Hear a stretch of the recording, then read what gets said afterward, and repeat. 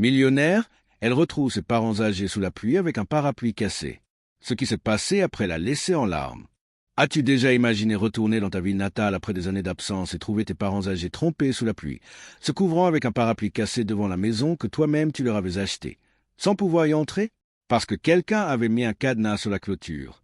C'est exactement ce qui est arrivé à Monica, une femme qui avait tout, argent, reconnaissance et pouvoir, mais qui a perdu ce qui était le plus précieux sans même s'en rendre compte. Ce qu'elle a découvert ce jour-là l'a transformée complètement. Et quand tu écouteras cette histoire jusqu'à la fin, tu comprendras pourquoi des milliers de personnes n'ont pas pu retenir leurs larmes. Avant de continuer avec cette histoire qui va te toucher jusqu'aux larmes, n'oublie pas de liker et de nous laisser un commentaire pour nous dire depuis quel pays tu nous suis. Que tu nous regardes depuis le Mexique, l'Espagne, l'Argentine, nous aimerions savoir d'où tu nous regardes, car ces histoires sont pour tous ceux qui savent ce que signifie le véritable amour et la valeur de la famille. Maintenant, continuons avec ce qui s'est passé après, car ce qu'ils ont découvert ce jour-là a changé leur vision du monde pour toujours. La pluie tombait sans pitié cet après-midi d'octobre à San Miguel de Allende, au cœur du Mexique. Les rues pavées brillaient sous l'eau, reflétant les lumières tamisées des maisons coloniales. Une voiture noire, élégante et coûteuse, avançait lentement dans la rue principale, ses pneus éclaboussant l'eau accumulée sur les anciens pavés. À l'intérieur, Monica Herrera, vêtue d'un tailleur gris perle qui coûtait plus que le salaire mensuel de nombreuses familles, regardait par la fenêtre avec un mélange de nostalgie et d'anxiété. Cela faisait 4 ans qu'elle n'était pas venue dans ce village. 4 longues années depuis qu'elle avait foulé ces rues où elle avait appris à marcher, à rêver, à être qui elle était ou qui elle avait été. Son cœur battait fort. Chaque coin de rue lui rappelait un souvenir. La boulangerie où son père achetait du pain sucré le dimanche, la place où sa mère l'emmenait voir les mariachis, l'église où elle avait fait sa première communion avec une robe que sa mère avait cousue à la main pendant des semaines. Tout semblait plus petit maintenant, plus humble que dans ses souvenirs, mais aussi plus authentique, plus réel que le monde de cristal et d'apparence dans lequel elle vivait. Les gouttes frappaient le pare-brise avec une insistance presque hypnotique. Monica se souvenait de ces après-midi de son enfance où elle courait sous la pluie avec ses vieilles chaussures éclaboussant dans les flaques pendant que sa mère criait depuis la porte. Monica entre avant de tomber malade. Et son père, toujours sérieux mais avec des yeux pleins de tendresse, l'attendait avec une serviette usée mais propre pour lui sécher les cheveux mouillés. Mais lorsque la voiture a tourné au dernier virage et que la maison de son enfance est apparue, le monde s'est arrêté. Là, devant la clôture en fer forgé qu'elle avait fait installer 3 ans auparavant, se tenaient 2 silhouettes voûtées sous un parapluie noir complètement cassé, avec les baleines tordues et le tissu déchiré qui les protégeait à peine de l'averse. L'eau tombait sur eux sans pitié, trempant leurs vieux vêtements collés à leur corps fragile. Ils tremblaient visiblement, s'accrochant l'un à l'autre comme si c'était tout ce qui leur restait dans le monde. Et le pire, la clôture était fermée avec un cadenas industriel neuf et brillant sous la pluie. Leur propre maison, la maison que Monica avait achetée pour eux, était bloquée et ses parents étaient dehors dans la rue comme des sans-abri. Monica freina si fort que la voiture glissa sur le bitume mouillé. Elle ne coupa même pas le moteur. Elle sortit en courant, sans se soucier que ses chaussures de créateur italien se gâtent dans l'eau, sans se soucier que son tailleur se trempe, ne pensant qu'à ces 2 silhouettes tremblantes sous la pluie. « Maman, papa !» cria-t-elle, sa voix se brisant sous l'incrédulité et l'horreur. La femme leva lentement la tête, comme si chaque mouvement lui coûtait un effort surhumain. C'était Doña Esposa, sa mère. Ses cheveux blancs collaient à son front ridé, ses yeux gonflés par les pleurs, les larmes se mêlant à la pluie. Ses lèvres tremblaient, qu'on ne savait si c'était à cause du froid qui pénétrait jusqu'aux os ou de l'émotion de revoir sa fille après tant de temps. À ses côtés, Don Roberto, son père, un homme qui avait autrefois été fort comme un chêne mais maintenant voûté par les années et la douleur, tentait de protéger son épouse avec son propre corps. Sa veste usée était un bouclier inutile contre la tempête qui les frappait sans pitié. « Mon Dieu, que faites-vous ici dehors sous la pluie ?» demanda Monica, sentant que ses jambes peinaient à la soutenir. « Pourquoi n'êtes-vous pas à l'intérieur? Que s'est-il passé avec la maison ?» Doña Esposa la regarda avec des yeux remplis d'un mélange de joie de la voir et de honte face à la situation. « Ma fille, tu es revenue, murmura-t-elle d'une voix faible et fatiguée. « Dieu merci que tu es revenue. »« Bien sûr que je suis revenue, maman, » répondit Monica, sentant un nœud dans la gorge qui menaçait de l'étouffer. « Mais que faites-vous ici? Pourquoi ne pouvez-vous pas entrer dans la maison? Qui a mis ce cadenas ?» Don Roberto baissa la tête, incapable de regarder sa fille dans les yeux. Les larmes coulaient sur ses joues marquées par des années de travail sous le soleil. « Nous n'habitons plus ici, ma fille, » dit-il enfin. Chaque mot semblait peser comme une pierre sur son cœur. Monica sentit le sol se dérober sous ses pieds. « Comment ça? Vous n'habitez plus ici. Cette maison est à vous. Je l'ai achetée pour vous. J'ai signé tous les papiers. J'ai fait tout légalement. Comment se peut-il qu'elle ne soit plus à vous? Doña Esperanza commença à sangloter plus fort, son petit corps secoué par les pleurs. Non, ma chérie, ils ont dit qu'elle n'était plus à nous. Ils nous ont expulsés. Des gens sont venus avec des documents, des papiers que nous ne comprenions pas. Ils ont dit que nous devions partir, que nous n'avions plus le droit d'être ici. La pluie semblait tomber encore plus fort, comme si le ciel lui-même plairait cette injustice. Monica regarda la maison où elle avait grandi, la maison aux murs couleur terre cuite avec des pots de géranium que sa mère entretenait avec tant d'amour. La maison où elle avait appris à lire assise sur les genoux de son père, où elle avait célébré chaque anniversaire, chaque Noël, chaque moment important de sa vie. Maintenant, les fenêtres étaient barricadées de planches comme si elles avaient été abandonnées depuis des années. Le jardin que sa mère chérissait ont été négligés, les fleurs fanées, les plantes sans personne pour les arroser. Cela ne pouvait pas être réel. Cela devait être un cauchemar. Mais le tremblement de ses parents, leurs vêtements trempés, leurs visages émaciés par la souffrance, tout était terriblement réel. « Venez » dit Monica d'une voix ferme, contrôlant la colère qui commençait à bouillonner en elle. « Maintenant dans la voiture.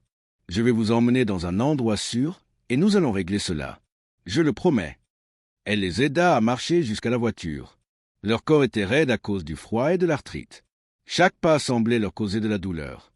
Monica sentit son cœur se briser en 1000 morceaux en voyant combien ils avaient vieilli, combien ils s'étaient détériorés pendant ces années d'absence. Sa mère, qui avait toujours été menue mais forte, semblait maintenant fragile comme du cristal. Son père, qui portait autrefois de lourds sacs de ciment sur les chantiers, peinait maintenant à soutenir son propre poids. Elle le fit monter dans la voiture avec précaution.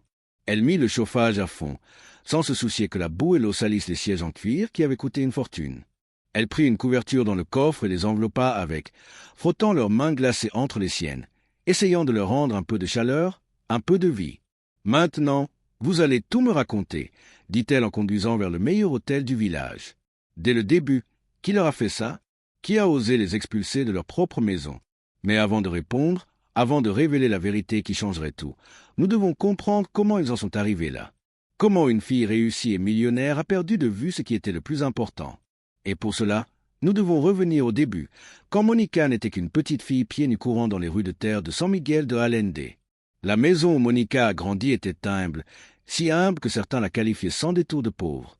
Elle avait des murs en adobe montrant les fissures du temps, un toit de tuiles rouges qui fuyait quand il pleuvait fort, et un sol en ciment que son père avait poli lui-même de ses mains. Mais elle avait aussi quelque chose qu'aucun manoir ne pouvait acheter. Elle était remplie d'amour, dont Roberto travaillait dans la construction depuis le lever jusqu'au coucher du soleil. Il se levait à 4 heures du matin, même le dimanche, car la discipline était sacrée pour lui. Il construisait des maisons pour les autres, de belles maisons avec de grands jardins et des piscines brillantes, des maisons qui ne pourraient jamais se payer. Ses mains étaient une carte de cicatrices, chacune racontant une histoire de sacrifice, la coupure du fil lorsqu'il construisait la clôture d'une résidence, la brûlure du ciment en mélangeant sans gants car il n'avait pas les moyens d'en acheter, les ampoules des briques portées sous le soleil impitoyable. Il rentrait chez lui à la nuit tombée, couvert de poussière et de sueur, le dos endolori et les pieds enflés, mais toujours avec un sourire pour sa fille. « Comment se passait la journée à l'école, ma princesse ?» demandait-il, et même épuisé, il s'asseyait pour écouter chaque détail des cours, des devoirs, des amis. Doña Esperanza, pour sa part, était l'âme de cette maison. Elle portait toujours des robes simples, qu'elle cousait elle-même encore et encore, car elle ne voyait pas l'intérêt d'acheter du tissu neuf quand l'ancien servait encore. Elle travaillait à la maison en lavant et en repassant le linge des familles aisées du village. Elle se levait avant son mari pour préparer son petit déjeuner et son déjeuner qu'il emporterait dans sa boîte à lunch en métal cabossé. Puis elle lavait des montagnes de linge, repassait jusqu'à ce que ses bras lui fassent mal et trouvait encore le temps de préparer le dîner, d'aider Monica avec ses devoirs et de coudre les uniformes scolaires usés par l'usage constant. Il n'avait jamais eu beaucoup. C'était vrai et tout le monde le savait. Il y avait des soirs où le dîner se limitait à des haricots et des tortillas parce que l'argent ne suffisait pas pour plus. Il y avait des hivers où le froid passait à travers les interstices des fenêtres mal scellées et ils devaient dormir tous les trois dans le même lit pour garder la chaleur. Parfois, Monica allait à l'école avec des chaussures trouées, les orteils dépassant par les bouts usés, et elle ressentait de la honte quand les autres filles se moquaient d'elle. Mais elles avaient de l'amour, un amour si profond, si vrai, si peu qu'il remplissait chaque recoin de cette maison humble. Le genre d'amour qu'on ne peut pas acheter avec de l'argent, qu'on ne mesure ni en compte bancaire ni en possession matérielle, le genre d'amour qui se manifeste dans les petits gestes. La façon dont son père lui donnait toujours la plus grande portion de nourriture, même si cela signifiait qu'il mangeait moins. La façon dont sa mère restait éveillée tard, cousant à la lumière d'une bougie lorsque l'électricité était coupée parce qu'il n'avait pas pu payer la facture, juste pour finir.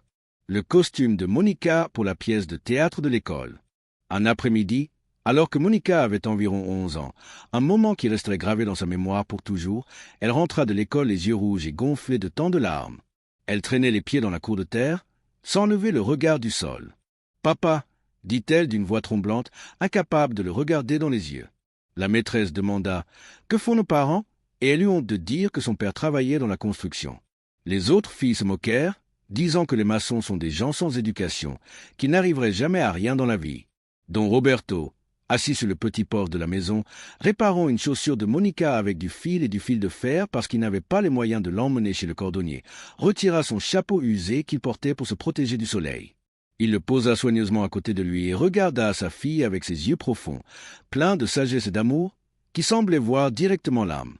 Il attendit un moment, choisissant ses mots avec soin, car il savait que ce qu'il dirait à cet instant définirait comment sa fille verrait le monde, comment elle se verrait elle-même, comment elle apprécierait ce qui compte vraiment dans la vie. « Ma fille, dit-il enfin, d'une voix calme et ferme, une voix qui n'admettait pas de réplique, portant le poids de la vérité. Ne sois jamais, jamais honteuse de qui travaille honnêtement. Écoute-moi bien. Le travail honnête, peu importe lequel, est digne et honorable. La honte, c'est tromper, voler, mentir, vivre de malhonnêteté. Ça, c'est honteux. Ces briques que je pose chaque jour construisent des maisons où les familles créent des souvenirs, où les enfants grandissent en sécurité, où l'amour trouve un foyer. Mais le mensonge ne soutient même pas un toit. Une maison construite sur des mensonges et des tromperies s'effondre toujours, toujours, ma fille. Tôt ou tard, elle s'effondre. Doña Esperanza, qui avait écouté la conversation depuis la cuisine en épluchant des pommes de terre pour le dîner, sortit en s'essuyant les mains sur son tablier fleuri. Elle s'agenouilla devant Monica, prit son visage entre ses mains douces mais marquées par le travail, et avec des larmes brillant dans ses yeux, lui dit d'une voix pleine d'amour. « Un jour, tu comprendras, mon amour, que la valeur d'une personne ne réside pas dans l'argent qu'elle a à la banque, ni dans la voiture qu'elle conduit, ni dans les vêtements qu'elle porte, ni dans le travail qu'elle fait. La valeur d'une personne est dans le cœur qu'elle porte, dans la façon dont elle traite les autres, dans le fait de tenir sa parole, dans le fait d'aider celui qui en a besoin. Ton père est l'homme le plus riche que je connaisse, pas en argent, mais en tout ce qui compte vraiment. Et j'espère que toi aussi, tu seras riche de ces choses, ma fille. » Ces mots restèrent gravés dans Monica pendant de nombreuses années, scellés dans son cœur comme des inscriptions sur pierre. Elle s'en souvenait dans les moments difficiles, les répétait dans sa tête comme une prière quand elle sentait que le monde l'écrasait. Jusqu'à ce que, avec le temps, lentement, graduellement, presque imperceptiblement, le monde extérieur commence à parler plus fort que le cœur de son enfance. Les voix de l'ambition, du succès, du besoin de prouver quelque chose, de sortir de la pauvreté à tout prix, commencèrent à étouffer ces leçons simples mais profondes. Quand elle termina le lycée en étant la meilleure élève de sa génération, Monica obtint une bourse complète pour étudier l'administration des affaires à Mexico, dans l'une des universités les plus prestigieuses du pays. Ce fut une célébration dans tout le quartier. Tout le monde était fier de la fille d'Esperanza et Roberto, la fille qui avait étudié à la lumière de bougies quand l'électricité était coupée, qui avait fait ses devoirs avec des livres empruntés à la bibliothèque parce que sa famille ne pouvait pas les acheter, qui avait marché des kilomètres sous le soleil pour aller à l'école parce qu'il n'avait pas d'argent pour le bus. Ses parents, avec un amour que seuls des parents peuvent comprendre, firent un sacrifice que Monica ne comprendrait que plus tard. Don Roberto vendit son vélo, la seule chose de valeur qu'il possédait, celle qu'il utilisait pour aller au travail et qui lui économisait 2 heures de marche chaque jour. Doña Esperanza vendit sa machine à coudre, son outil de travail, son moyen de subsistance, ce qui lui permettait de gagner un peu d'argent depuis la maison. Avec cet argent, et les petites contributions des voisins qui voulaient aider la jeune fille intelligente du quartier, ils achetèrent une nouvelle valise pour Monica. Elle n'était pas d'une marque célèbre, mais elle était neuve, brillante, d'un bleu ciel que Monica trouvait couleur de ses rêves. À la gare routière, ce matin froid doux, alors que Monica avait 18 ans et toute la vie devant elle, Doña Esperanza pleurait en serrant sa fille dans ses bras. Elle ne voulait pas la lâcher, comme si elle savait au plus profond d'elle-même que les choses ne seraient plus jamais exactement les mêmes. « Va avec Dieu, ma fille, » disait-elle en sanglotant, « et n'oublie pas d'où tu viens. N'oublie pas qui tu es. Peu importe jusqu'où tu iras. Peu importe combien d'argent tu gagneras, peu importe combien tu deviendras importante. Souviens-toi toujours que tu viens d'ici, de cette terre, de ce peuple humble mais honnête. Promets-le-moi, ma fille. Promets-moi que tu ne nous oublieras jamais. Jamais, maman, je le promets, répondit Monica, les yeux également remplis de larmes roulant sur ses joues. Je reviendrai chaque week-end, je vous appellerai tous les jours. Je ne vous oublierai jamais. Ce n'est qu'un au revoir temporaire. Je vais étudier, je vais réussir et je vais vous donner tout ce que vous n'avez jamais eu. Je vais vous acheter une nouvelle maison chauffée pour que vous n'ayez pas froid en hiver. Je vais acheter une nouvelle machine à coudre à maman, la meilleure du marché. À papa, je vais acheter une voiture pour qu'il n'ait pas à marcher autant. Vous verrez, tout va changer pour le mieux. Don Roberto, debout un peu en arrière, les mains dans les poches, essayant de garder son calme parce que les hommes de sa génération ne pleuraient pas en public, s'approcha enfin. Il posa sa main lourde et calleuse sur l'épaule de sa fille et dit d'une voix rauque d'émotion, « Je suis fier de toi, ma fille. Je l'ai toujours été. Maintenant, va et conquiert le monde.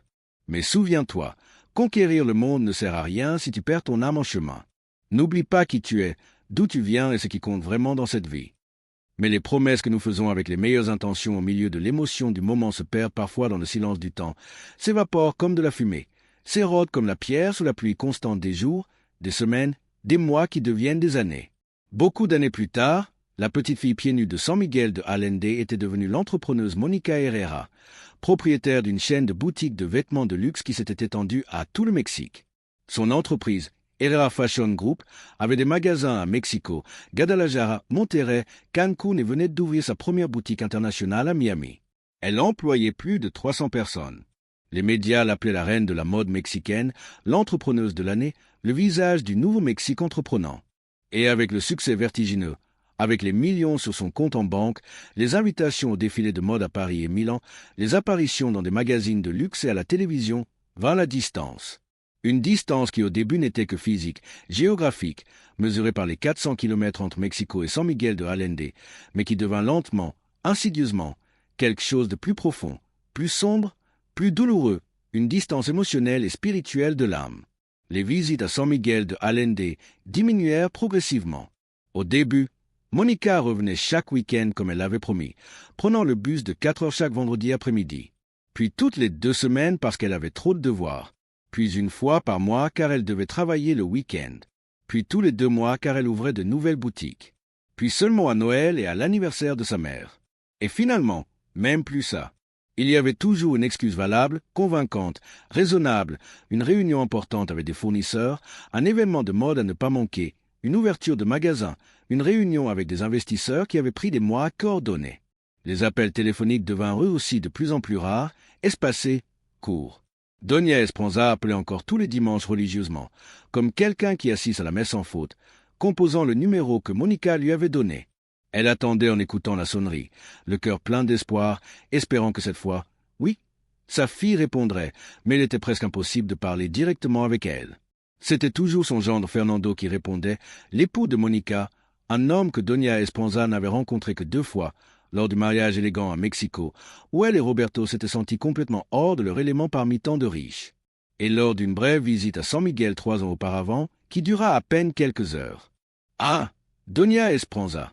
disait Fernando d'une voix polie mais froide, professionnelle, comme s'il répondait à un appel d'affaires et non à sa belle-mère. « Monica est dans une réunion très importante maintenant. Tu sais comment est le monde de la mode. Elle ne s'arrête jamais. Nous sommes en pleine haute saison, mais vous pouvez être tranquille. Je lui transmettrai le message. Quand elle aura un moment libre, je lui demanderai de vous rappeler. » Ce rappel n'arrivait jamais. Jamais. Doña Esperanza attendait tout le dimanche assise près du vieux téléphone du salon, ce téléphone à cadran qui fonctionnait encore parfaitement. Elle attendait lundi en pensant que sa fille était peut-être très occupée dimanche. Elle attendait mardi, répétant mentalement ce qu'elle dirait lorsqu'elle appellerait. Elle attendait mercredi. Pour le jeudi, la musique, l'espoir commençait à se dissiper comme la brume du matin. Le vendredi, elle acceptait qu'elle ne recevrait pas cet appel et le dimanche suivant, tout recommençait, le cycle d'espoir et de déception qui se répétait semaine après semaine, mois après mois, année après année. Pourtant, malgré les déceptions répétées, malgré la douleur que lui causait chaque silence, chaque promesse non tenue, la musique, chaque « je t'appelle plus tard » qui n'arrivait jamais, Doña Esperanza attendait. Parce que c'est ce que font les mères, la musique. Elles attendent. Elles attendent avec une patience infinie. La musique, avec un amour inconditionnel qui ne connaît ni limite ni condition, qui ne se fatigue pas et ne s'épuise pas. La musique, qui pardonne une fois et 1000 fois. Chaque soir, avant la musique d'aller se coucher, elle posait le téléphone sur la table de nuit, la musique à côté de la photo de Monica le jour de sa remise de diplôme, et disait à son mari d'une voix qui essayait de paraître optimiste, la musique, mais qui ne pouvait pas totalement cacher la tristesse. Qui ceci demain elle appellera Roberto. La petite doit être très fatiguée. La musique, elle doit travailler énormément. C'est sûr que demain elle nous appellera. Don Roberto, allongé à ses côtés dans le lit qu'il partageait depuis plus de 40 ans, se contentait de hocher la tête en silence, avec un regard triste qui reflétait sa propre douleur. Il voulait dire à son épouse d'arrêter d'espérer, de cesser de se faire du mal avec de faux espoirs. Mais il n'y parvenait pas parce que lui aussi espérait. Lui aussi gardait vivante l'espérance qu'un jour sa fille se souviendrait, que sa fille reviendrait, que sa fille redeviendrait la petite fille qu'il connaissait et aimait. Ils n'auraient jamais imaginé, même dans leur pire cauchemar, que le succès de leur fille, ce succès qui avait un jour été une si grande source de fierté, ce succès pour lequel ils avaient tout sacrifié, serait le début de la plus grande souffrance de leur vie. Ils n'avaient jamais imaginé que l'éducation qu'ils lui avaient donnée au prix de tant d'efforts, en vendant leurs biens les plus précieux, en travaillant des heures supplémentaires, en ayant faim pour qu'elle puisse manger, serait le véhicule qui l'éloignerait d'eux, non seulement géographiquement, mais aussi émotionnellement. Le temps passa à toute vitesse, comme seul le temps sait le faire quand nous sommes occupés, la musique, quand nous sommes absorbés par nos propres vies. Monica, désormais diplômée avec mention d'un master en administration des entreprises, commença à travailler dans une entreprise de mode à Mexico. Dès le début, il fut clair qu'elle était différente. Elle était talentueuse, la musique extraordinairement talentueuse. Elle avait un œil pour les tendances, pour comprendre ce que voulaient les femmes, pour associer l'élégance à l'accessibilité, mais plus que son talent pour la mode, elle possédait quelque chose de plus rare, de plus précieux, une ambition qui semblait ne pas tenir en elle, qui la dévorait de l'intérieur, la musique, qui la poussait à travailler 16 heures par jour, 7 jours sur 7. Elle était dévouée jusqu'à l'obsession. Elle dormait au bureau plus de nuit, la musique qu'elle ne dormait chez elle. Elle mangeait à son bureau. Sa vie était devenue son travail et son travail était devenu sa vie.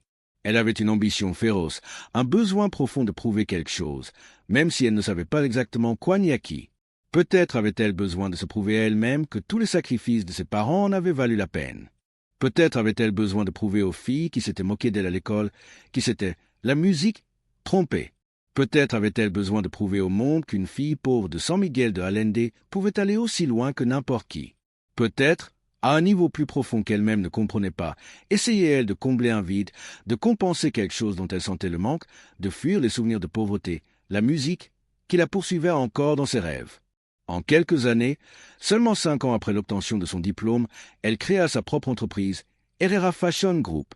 Elle commença avec une petite boutique dans le quartier de la Roma, vendant la musique, des vêtements qu'elle dessinait elle-même la nuit après son travail habituel. Puis elle ouvrit une deuxième boutique, puis une troisième. En 3 ans, elle en avait 10, en 5 ans, elle en avait 30. Sa marque devint synonyme d'élégance accessible, de mode mexicaine au rayonnement international. Les médias s'en aperçurent. Les médias s'en aperçoivent toujours quand il y a une bonne histoire. Et l'histoire de Monica était parfaite. Une enfant pauvre devenue millionnaire par son propre effort. Le rêve mexicain devenu réalité. On l'interviewait sans cesse dans les journaux, les magazines, la musique, à la télévision, à la radio, sur les blogs de mode. Tout le monde voulait un morceau de Monica Herrera.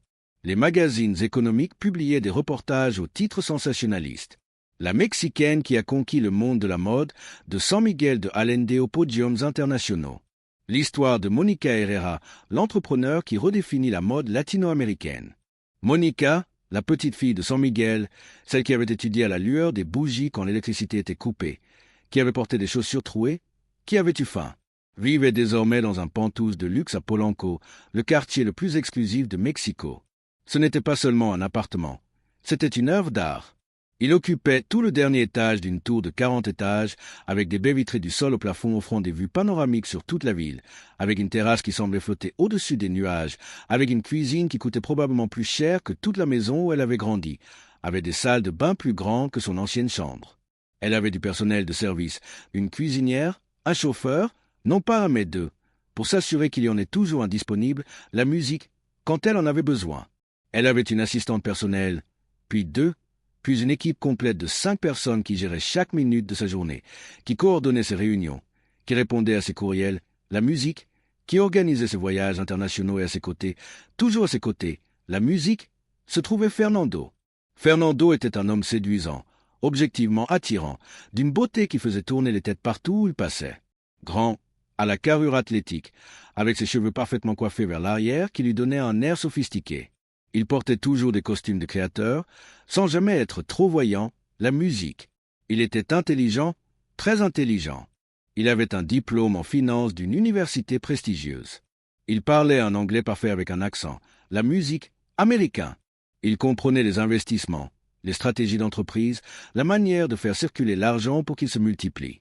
Elle l'avait rencontré lors d'un événement de réseautage pour entrepreneurs 5 ans plus tôt. Il travaillait pour une société d'investissement qui finançait des start-up prometteuses.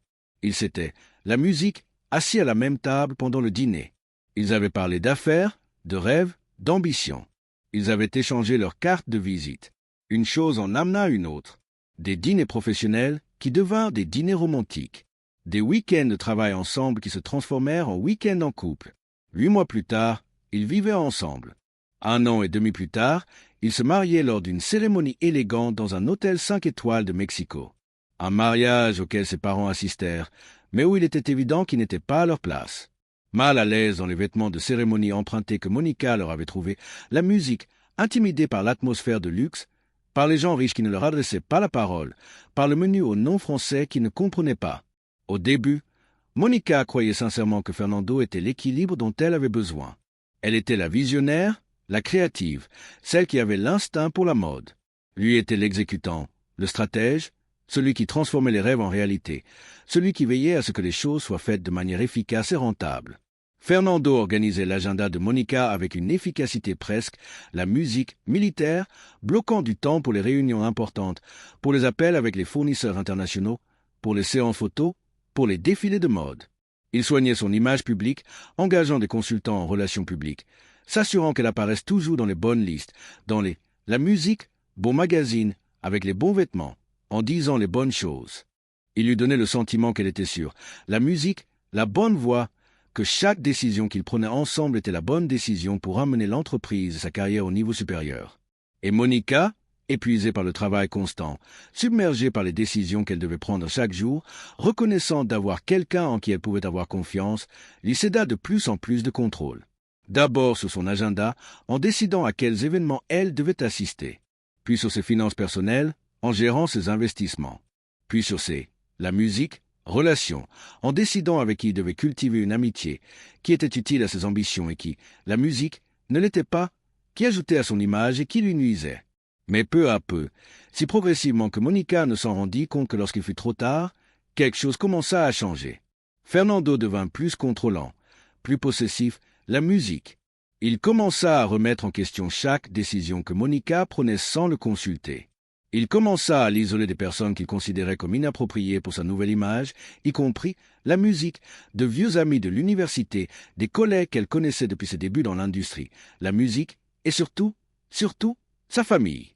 Un soir que Monica se rappellerait plus tard comme la musique, tournant décisif, même si elle ne s'en rendit pas compte sur le moment. Il dînait dans l'un des restaurants les plus exclusifs de Polanco. Ce n'était pas un de ces restaurants où l'on va simplement pour manger.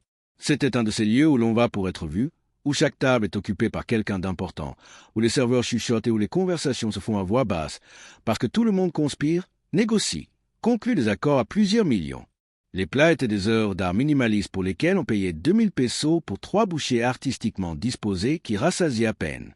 Fernando, consultant son iPad tout en découpant délicatement un minuscule morceau de thon, commenta sans lever les yeux. « Mon amour, demain tu as une réunion avec les investisseurs de New York à 9 heures du matin. C'est crucial. Ils envisagent d'investir 5 millions de dollars dans l'expansion, la musique. Ensuite, tu as une interview pour le magazine Vogue Mexico à 14 heures. C'est la couverture, Monica, la couverture de Vogue. Et à 17 heures, tu as une séance photo pour une campagne publicitaire. Le photographe vient spécialement de Paris pour ça. » Monica sourit, fatiguée, sentant le poids du lendemain déjà peser sur ses épaules comme un sac à dos rempli de pierres. « Je sais. Fernando, j'ai tout noté. J'ai déjà vérifié les chiffres pour la présentation. Elle prit une gorgée de vin rouge qui coûtait probablement plus que ce que son père gagnait en une semaine de travail acharné sous le soleil. Mais je pensais appeler mes parents après le dîner. Cela fait très longtemps que je ne leur ai pas parlé. En réalité, je crois que ça fait plus de 2 mois. Je ne suis pas sûr exactement, mais cela fait beaucoup trop longtemps. Fernando leva enfin les yeux de son iPad et il y avait quelque chose dans son regard, quelque chose de froid, de calculateur, comme l'éclat d'un couteau sous la lumière. Encore une fois, Monica. Sa voix était douce, presque la musique, sucrée, mais il y avait un tranchant, comme du velours enveloppant une lame. Ils appellent presque toutes les semaines. C'est une distraction constante. Tu ne peux pas être en train de répondre aux appels familiaux tout le temps. Tu ne peux pas te laisser distraire par ça maintenant. Pas quand, la musique, nous sommes si près de conclure la plus grande levée de fonds de l'histoire de l'entreprise. Ton attention doit être ici, elle doit être sur le business. C'est ta priorité. Ça devrait être ta seule priorité en ce moment. Cette phrase resta résonner dans la tête de Monica, rebondissant dans son crâne comme un écho qui ne s'éteignait pas. Quelque chose en elle, cette petite voix qui se souvenait encore des leçons de son enfance, lui disait que c'était mal, que sa famille n'était pas une distraction, que c'est la musique. Parent méritait mieux que d'être relégué à une note de bas de page dans sa vie surchargée, mais elle ne voulut pas discuter, elle ne voulut pas créer de conflit. Elle était fatiguée, incroyablement fatiguée. Elle avait travaillé 14 heures ce jour-là. Son esprit ne fonctionnait plus à pleine capacité et Fernando avait eu raison sur tant d'autres choses. Il avait pris tant de bonnes décisions pour sa carrière. Elle pensa, avec une logique qu'elle reconnaîtrait plus tard comme profondément erronée, qu'il voulait seulement ce qu'il y avait de mieux pour elle. « Tu as raison, la musique, dit-elle finalement, les mots sortant de sa bouche avant même qu'elle ne les ait vraiment assimilés, avant que son cœur ne puisse protester. Je peux les appeler le week-end ou la semaine prochaine, quand les choses se calmeront un peu. » Mais les choses ne se calmèrent jamais. Dans le monde des affaires de la mode, dans le monde de la croissance exponentielle, la musique, des investissements à plusieurs millions et des saisons qui changent tous les 3 mois, les choses ne se calment jamais. Il y a toujours une autre réunion cruciale, toujours un autre contrat à signer, toujours une autre crise à gérer, toujours une autre opportunité à ne pas manquer. Toujours une autre menace de la concurrence qui exige une attention immédiate. Les mois se transformèrent en années à une vitesse effrayante lorsque Monica s'arrêtait pour y penser, ce qu'elle faisait de moins en moins.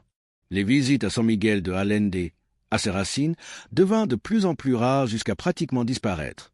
La dernière fois qu'elle était allée remonter à 4 ans, pour les funérailles de sa grand-mère maternelle, elle n'était même pas restée dîner après l'enterrement, parce qu'elle devait rentrer en urgence pour une réunion qui, avec le recul, aurait probablement pu attendre.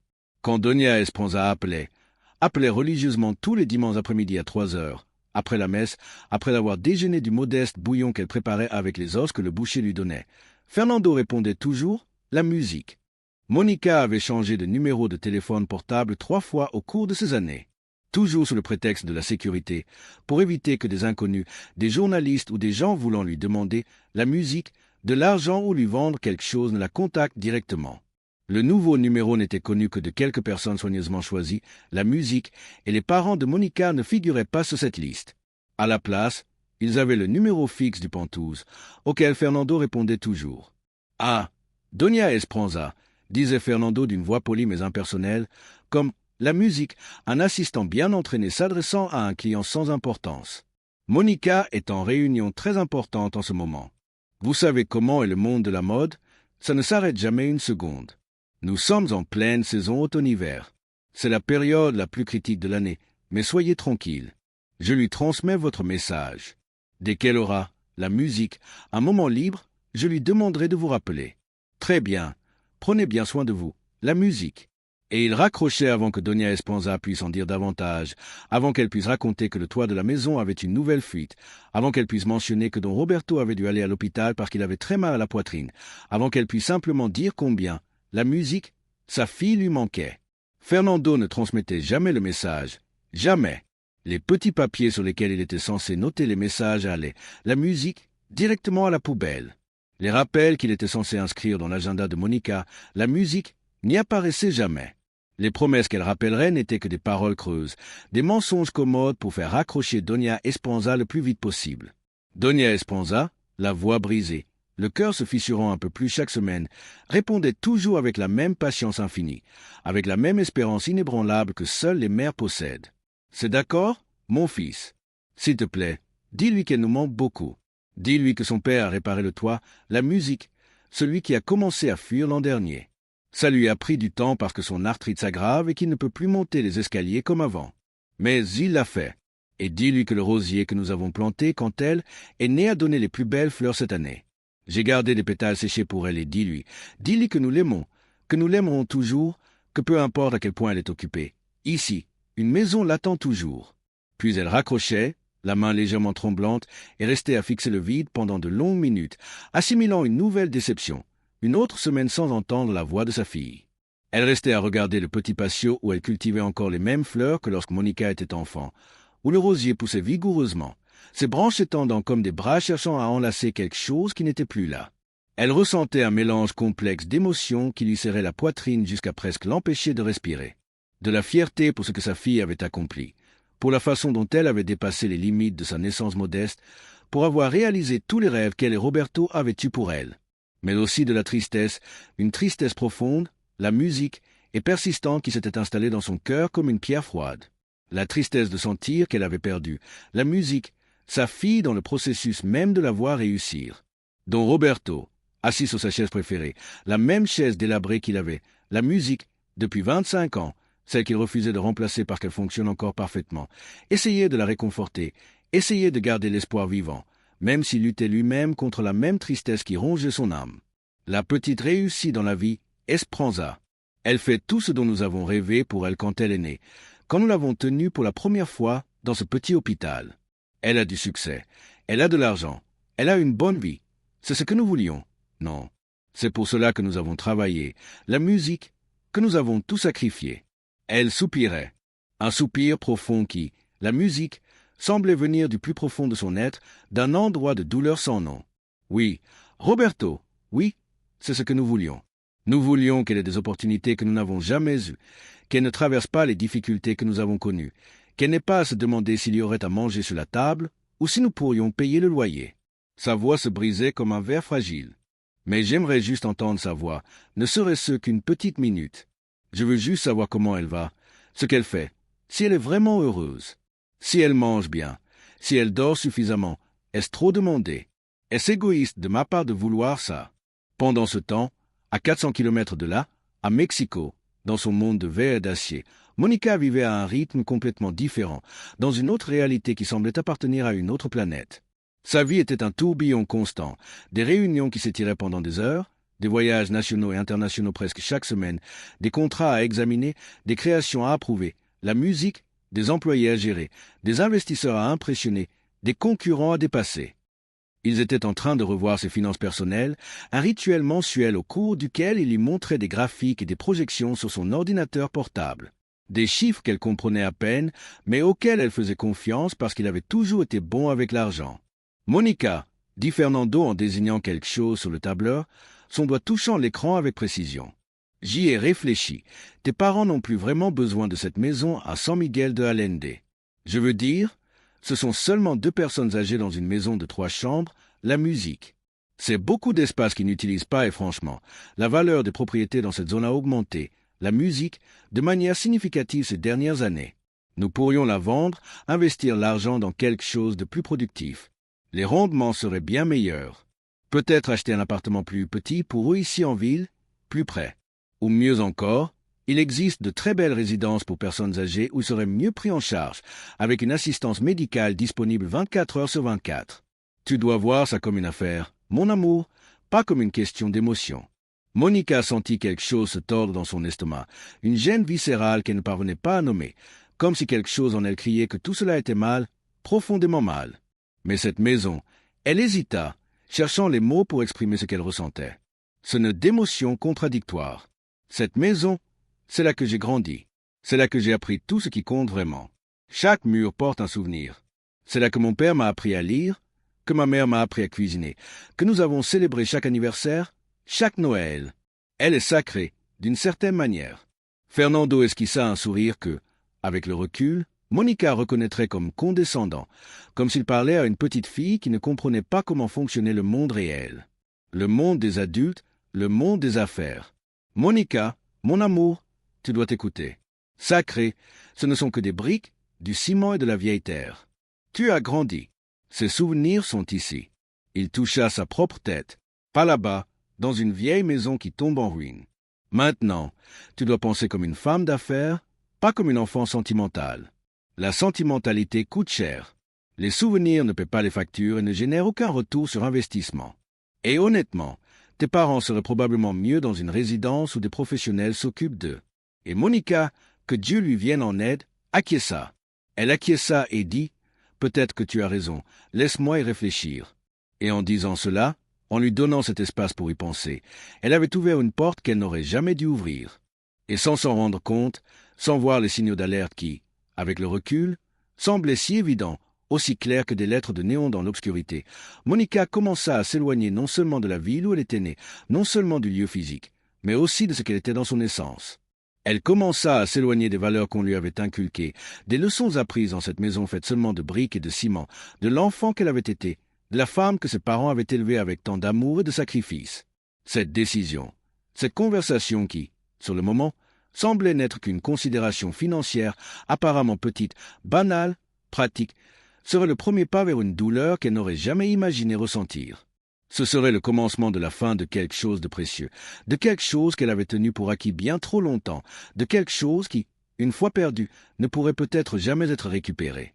Les jours se transformèrent en mois avec l'inexorabilité des saisons qui changent, et la distance, qui n'était auparavant que géographique, mesurée en kilomètres de route entre Mexico et San Miguel de Allende, devint aussi silence dans le cœur, absence dans l'âme, vide dans l'esprit qu'aucune somme d'argent ne pouvait combler.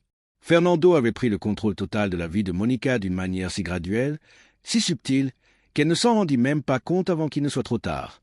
Il contrôlait son agenda avec une précision militaire. Chaque minute était planifiée, codée par couleur dans une application sophistiquée, optimisée pour une productivité maximale. Il filtrait les appels. Il avait créé des catégories de personnes avec des niveaux de priorité. Niveau 1 pour les investisseurs et les clients importants, niveau 2 pour les fournisseurs clés, niveau 3 pour les amis utiles et niveau 4 pour tout le reste.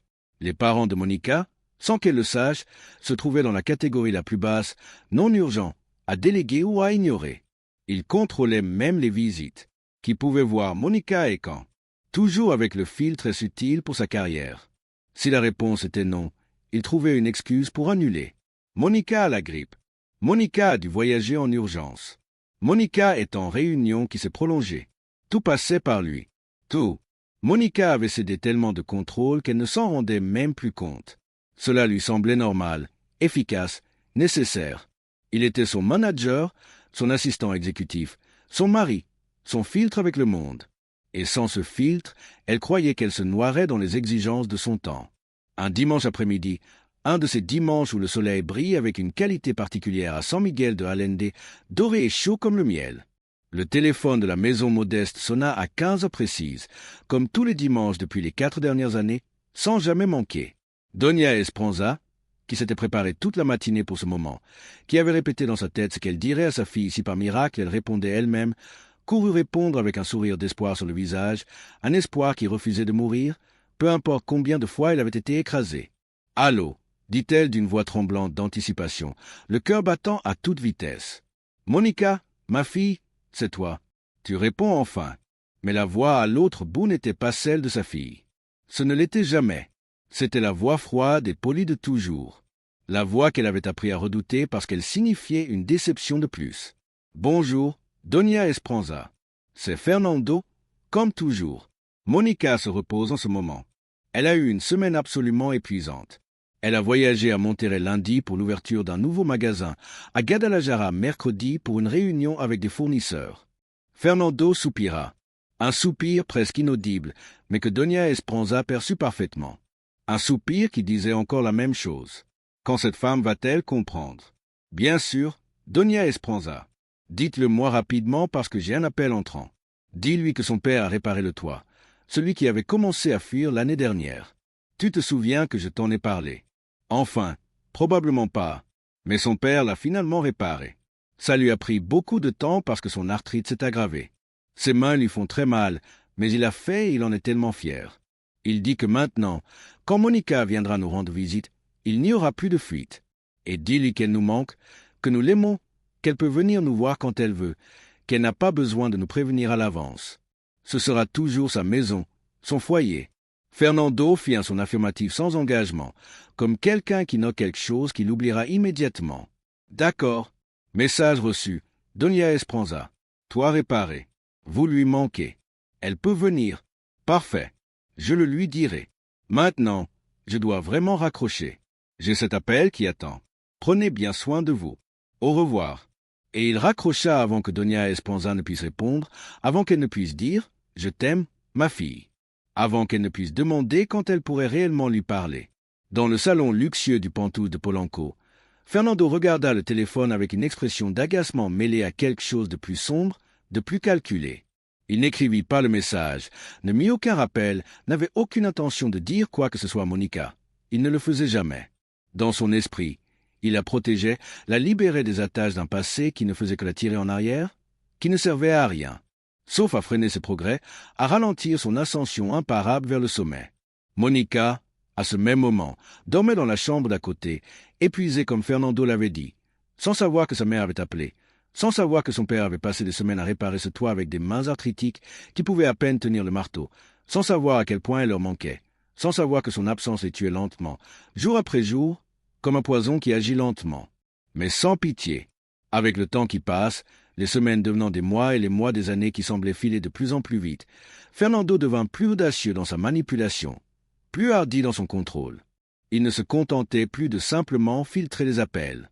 Il commença activement à peindre une image différente des parents de Monica, à empoisonner le puits de leur relation, à planter des graines de doute et de ressentiment qui grandiraient comme des mauvaises herbes jusqu'à étouffer toute connexion restante. « Mon amour », disait-il pendant qu'elle travaillait sur son ordinateur, révisant des dessins pour la nouvelle collection de printemps. « Tu sais à quoi je pense.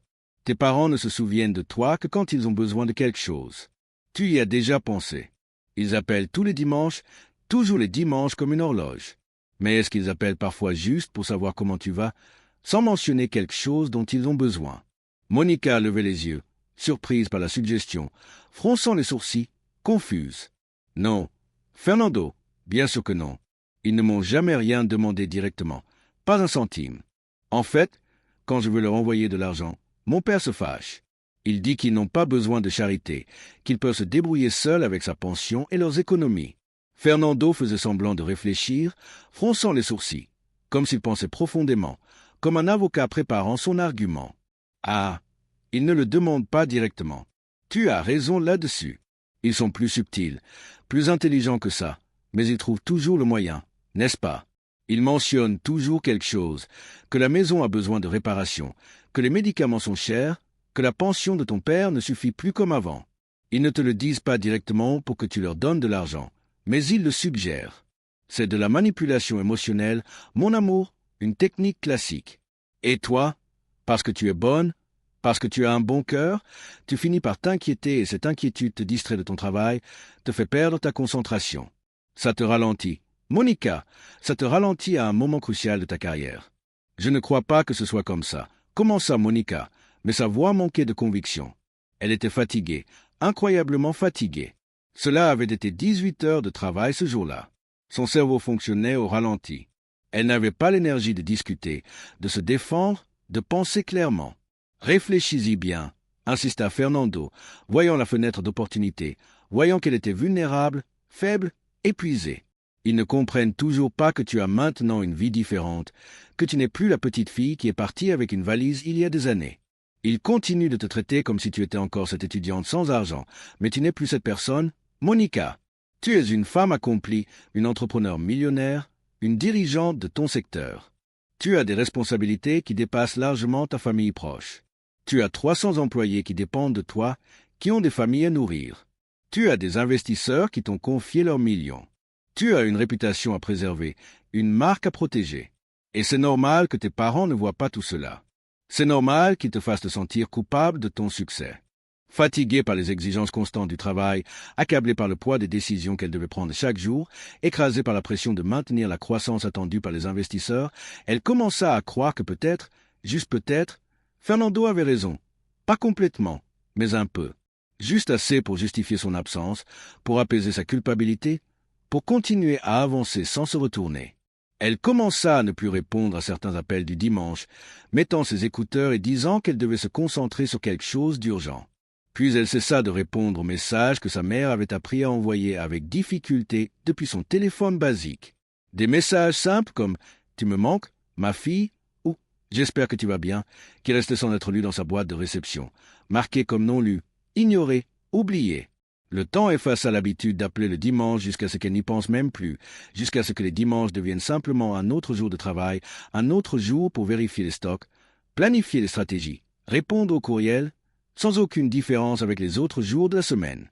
Pendant ce temps, à San Miguel de Allende, la maison devenait de plus en plus silencieuse.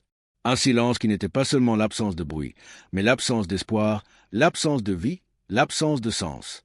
Doña Esperanza causait avec la radio allumée, toujours réglée sur une station d'information économique, toujours attendant d'entendre une mention de sa fille, une interview, un reportage sur son entreprise. Quand elle l'entendait, son cœur s'emballait. Elle se rapprochait de la radio, montait le volume et écoutait chaque mot comme s'il s'agissait de pierres précieuses, mémorisant la voix de sa fille, cherchant dans son ton un signe qu'elle était encore la petite fille qu'elle connaissait, qu'elle ne l'avait pas complètement perdue.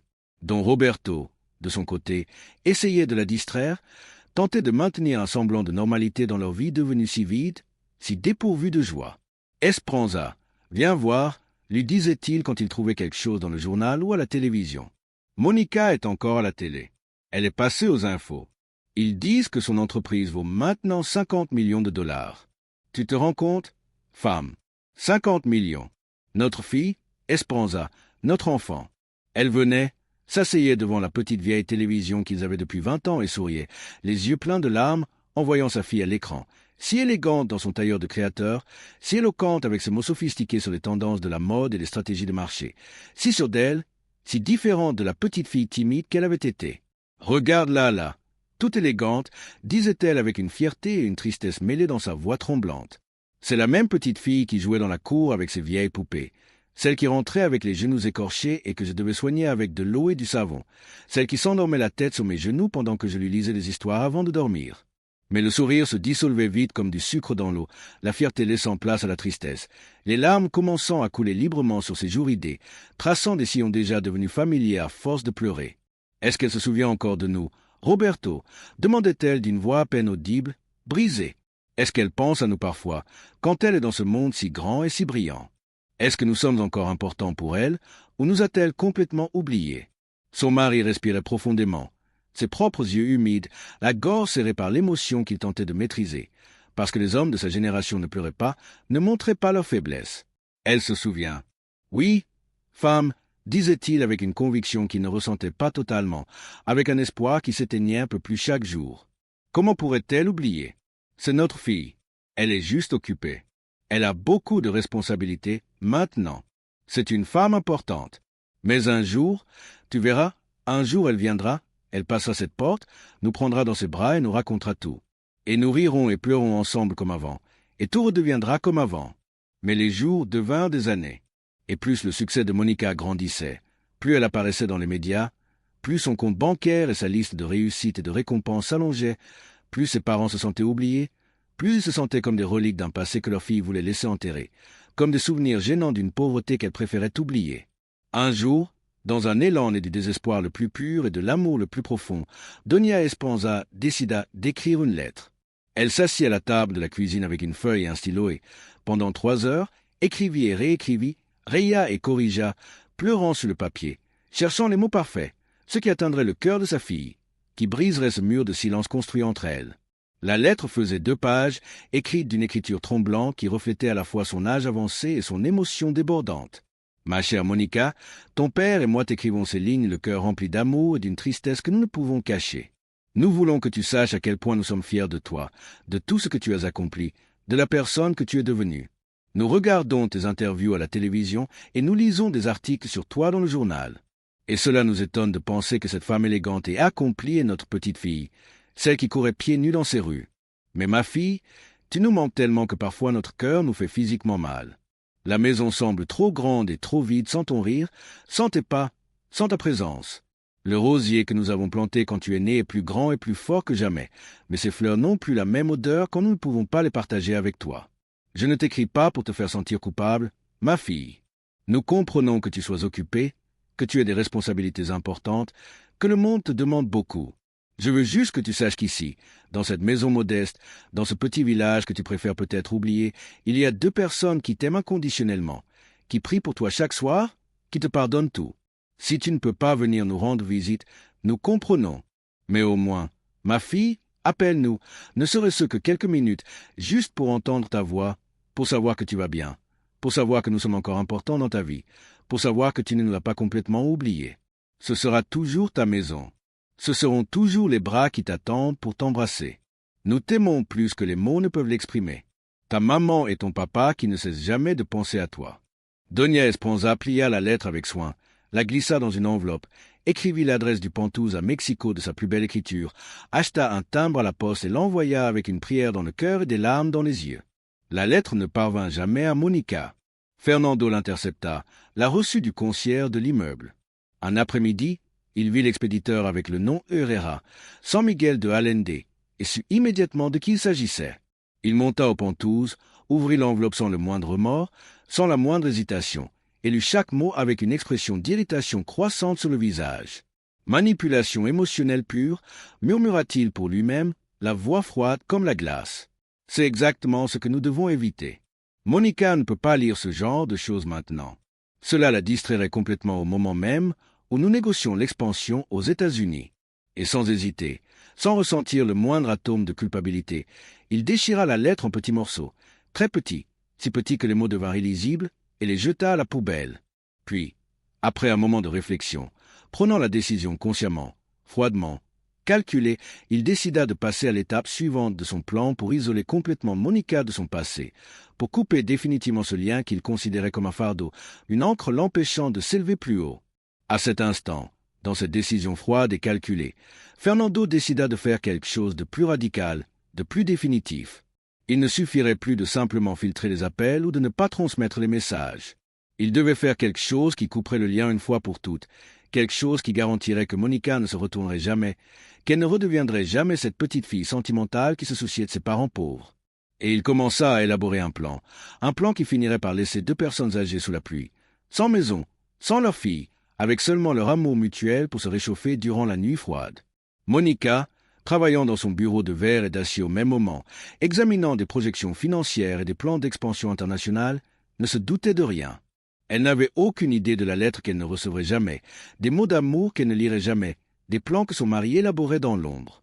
Elle n'avait aucune idée que le prix de son succès était payé par les 2 personnes qu'il aimait le plus au monde, celles qui avaient tout sacrifié pour qu'elle puisse avoir une vie meilleure. Et peu à peu, sans s'en rendre compte, le cœur de Monica se vida comme une maison abandonnée. Elle avait tout ce qu'elle avait toujours voulu, de l'argent en quantité que la petite fille pauvre de San Miguel n'aurait jamais pu imaginer, la célébrité et la reconnaissance dans toute l'Amérique latine, un succès mesuré selon tous les critères objectifs possibles, mais il y manquait ce dont elle avait vraiment besoin, la seule chose qui comptait réellement à la fin de la journée. La connexion humaine, l'amour véritable, la famille, des racines profondes. Elle était devenue un arbre grand et fort, imposant et admiré, mais sans racines. Et tout jardinier le sait, un arbre sans racines, peu importe sa hauteur, peu importe sa beauté apparente, finit toujours par tomber. La semaine avait été particulièrement lourde, l'une de ces semaines qui semblent contenir des mois entiers de stress compressé. Des réunions avec des investisseurs américains qui exigeaient des présentations impeccables, des entretiens avec des journalistes internationaux posant des questions de plus en plus difficiles sur la durabilité et l'éthique du travail. Des visioconférences avec des équipes dans différents pays qui signifiaient être disponibles pratiquement 24 heures sur 24 sans repos. Le vendredi, ou plus précisément le samedi à 1h du matin, Monica entra enfin dans son bureau personnel du Pentouse pour examiner les derniers documents d'un contrat qu'elle négociait depuis 8 mois, un contrat de plusieurs millions de dollars avec une chaîne de grands magasins aux États-Unis. Le genre de contrat capable de propulser son entreprise au niveau international, de la faire passer du succès à la légende, de placer son nom aux côtés des grands créateurs mondiaux. Elle était épuisée, bien au-delà de la fatigue normale, dans cet état où le corps fonctionne uniquement à l'adrénaline, à la caféine et à la pure force de volonté. Ses yeux brûlaient, sa tête battait d'une douleur sourde, ses mains tremblaient légèrement tandis qu'elle signait les documents numériques sur la tablette. Puis, pendant qu'elle attendait que les fichiers se téléchargent dans le système, son regard se promena dans le bureau, passant sur les photographies encadrées de prix et de distinctions couvrant les murs, sur les plaques commémoratives de réussite professionnelle, sur les trophées de verre et de cristal qui reflétaient la lumière artificielle. Et il s'arrêta sur quelque chose dans un coin du bureau, un vieux calendrier mural en papier, du genre que les boulangeries ou les petits commerces de quartier offraient autrefois. C'était le seul objet de tout ce bureau ultramoderne qui n'était ni élégant, ni neuf, ni sophistiqué. Elle l'avait accroché là 5 ans plus tôt et ne s'était jamais donné la peine de le remplacer, si bien qu'il affichait encore des pages d'années passées. Mais ce ne fut pas la photo du mois qui attira son attention. Ce fut une annotation au stylo rouge, dans une écriture qu'elle reconnut comme la sienne, datant de plusieurs années, quand elle utilisait encore des calendriers en papier. Sur le carré du 15 novembre, écrit en grandes lettres occupant tout l'espace. Anniversaire de mariage, maman et papa, 45 ans. Monica resta complètement immobile, paralysée, fixant ces mots comme si elle voyait un fantôme, comme si le temps s'était arrêté. Les bruits de la ville au dehors, le bourdonnement constant de Mexico, qui ne dort jamais complètement, s'évanouirent jusqu'à disparaître. Il n'y avait plus qu'elle et ces mots qui la frappaient comme un coup de poing dans le ventre. Anniversaire de mariage. Maman et papa, 45 ans. Ses parents étaient mariés depuis 45 ans. Et elle, leur fille unique, la fille pour qui ils avaient tout sacrifié, pour qui ils avaient vendu leurs biens les plus précieux, pour qui ils avaient connu la faim et le froid, quand avait-elle été la dernière fois qu'elle les avait vus? Quand avait-elle entendu leur voix pour la dernière fois? Quand leur avait-elle dit pour la dernière fois qu'elle les aimait? Elle sentit quelque chose se briser en elle comme de la glace qui se fissure sous le poids, comme du cristal se fragmentant en 1000 morceaux. Une vague de culpabilité et de honte la frappa avec une telle force qu'elle dut s'appuyer sur le bureau pour ne pas tomber. Les larmes commencèrent à couler sans contrôle, roulant sur ses joues, tombant sur les documents qu'elle venait de signer. « Je vais y aller », murmura-t-elle pour elle-même, sa voix à peine audible, ayant presque du mal à croire ses propres mots, comme si elle se réveillait d'un long et sombre cauchemar. « Je vais aller les voir tout de suite. Aujourd'hui, c'est leur anniversaire et je serai là. Je vais les surprendre, je vais leur dire que je les aime. Je vais leur demander pardon. » C'était une décision prise dans un moment de clarté absolue, l'un de ces instants rares et précieux où l'on voit à travers toutes les excuses, les rationalisations et les justifications, et où l'on voit la vérité nue et brutale. Elle avait échoué. Elle avait terriblement échoué en tant que fille. Tout le succès, tout l'argent, toutes les réussites, tous les prix, toutes les couvertures de magazines ne signifiaient absolument rien si elle avait perdu l'essentiel en chemin, son humanité, son cœur, sa famille. Quand le jour se leva, quelques heures plus tard, Monica était toujours éveillée. Elle n'avait pas dormi une seule minute. Elle avait tout planifié mentalement, tout organisé dans sa tête. Elle achèterait des fleurs, les préférées de sa mère, des roses jaunes. Elle achèterait un gâteau. Ce gâteau aux 3 qu'elle mangeait lors des célébrations quand elle était enfant. Elle arriverait sans prévenir et les surprendrait. Et elle passerait la journée ensemble comme autrefois, comme elle aurait dû le faire toutes ces années. Elle resterait tout le week-end complet, peut-être toute la semaine. Les affaires pouvaient attendre. Pour une fois dans sa vie, les affaires pouvaient attendre. À 7 heures du matin, Fernando entra dans le bureau sans frapper. Comme à son habitude, comme s'il en était le propriétaire. Il tenait son téléphone portable dans une main et une tasse de café dans l'autre, déjà impeccablement habillé, bien que ce soit samedi. Les cheveux parfaitement coiffés, la chemise sans un pli, l'expression d'une efficacité professionnelle. « Amour », dit-il d'une voix professionnelle, passant directement en mode affaires, sans même lui demander comment elle allait, sans remarquer les larmes sèches sur ses joues. Les investisseurs du Texas viennent d'envoyer un email. Ils veulent avancer la réunion de révision du contrat. Elle était prévue pour mardi, mais ils veulent la faire aujourd'hui dans 6 heures. C'est une réunion absolument cruciale. Si ça se passe bien, c'est potentiellement 20 millions supplémentaires de financement. Tu dois te doucher, te changer, préparer la présentation. Ce moment est celui que nous attendions. Monica l'interrompit en levant la main sans le regarder dans les yeux. À la place, son regard était fixé sur le calendrier, sur cette annotation au stylo rouge qui avait tout changé en un instant. « Aujourd'hui, je ne peux pas. Fernando !» Il cligna des yeux, manifestement sans s'attendre à cette réponse, son expression passant du professionnalisme à la confusion puis à l'irritation en quelques secondes. « Comment ça tu ne peux pas? C'est une réunion que nous essayons d'obtenir depuis une année entière. Une année. Monica, tu ne peux pas simplement l'annuler. » Monica le regarda enfin et il y avait quelque chose dans ses yeux, quelque chose que Fernando n'avait pas vu depuis très longtemps. Une détermination pure, un objectif clair, quelque chose qui ne serait ni négocié, ni manipulé, ni modifié par des arguments professionnels. Elle désigna le calendrier sans rien dire au début, le laissant voir ce qu'elle avait vu. Puis elle parla, la voix calme mais absolument ferme, avec une conviction venant du plus profond de son être. « Aujourd'hui, C'est l'anniversaire de mariage de mes parents, 45 ans. Et moi, leur fille unique, je n'ai pas été présente, je ne l'ai pas vue depuis. Sa voix se brisa légèrement. Mon Dieu! Fernando, combien de temps cela fait-il? 4 ans? 5. Je ne peux même plus m'en souvenir avec précision. Et c'est horrible? C'est impardonnable. Je vais aller à San Miguel de Allende, je vais voir mes parents, je vais passer la journée avec eux et je me fiche de la réunion, du contrat, de l'opportunité d'affaires que je devrais annuler. Fernando fronça les sourcils musiques, son visage devenant un masque d'incrédulité froide, comme si elle parlait une autre langue. Monica, c'est complètement irrationnel. Tu es émotive au lieu d'être logique. Tu as des engagements professionnels. Ton image est en jeu. Les investisseurs du Texas. J'en ai assez de l'image, cria-t-elle avec une colère qu'elle n'avait pas ressentie depuis des années. Une colère pure, honnête et libératrice montant de sa poitrine comme de la lave. J'en ai assez des engagements qui me font oublier qui je suis. J'en ai assez de vivre une vie qui n'est pas vraiment la mienne.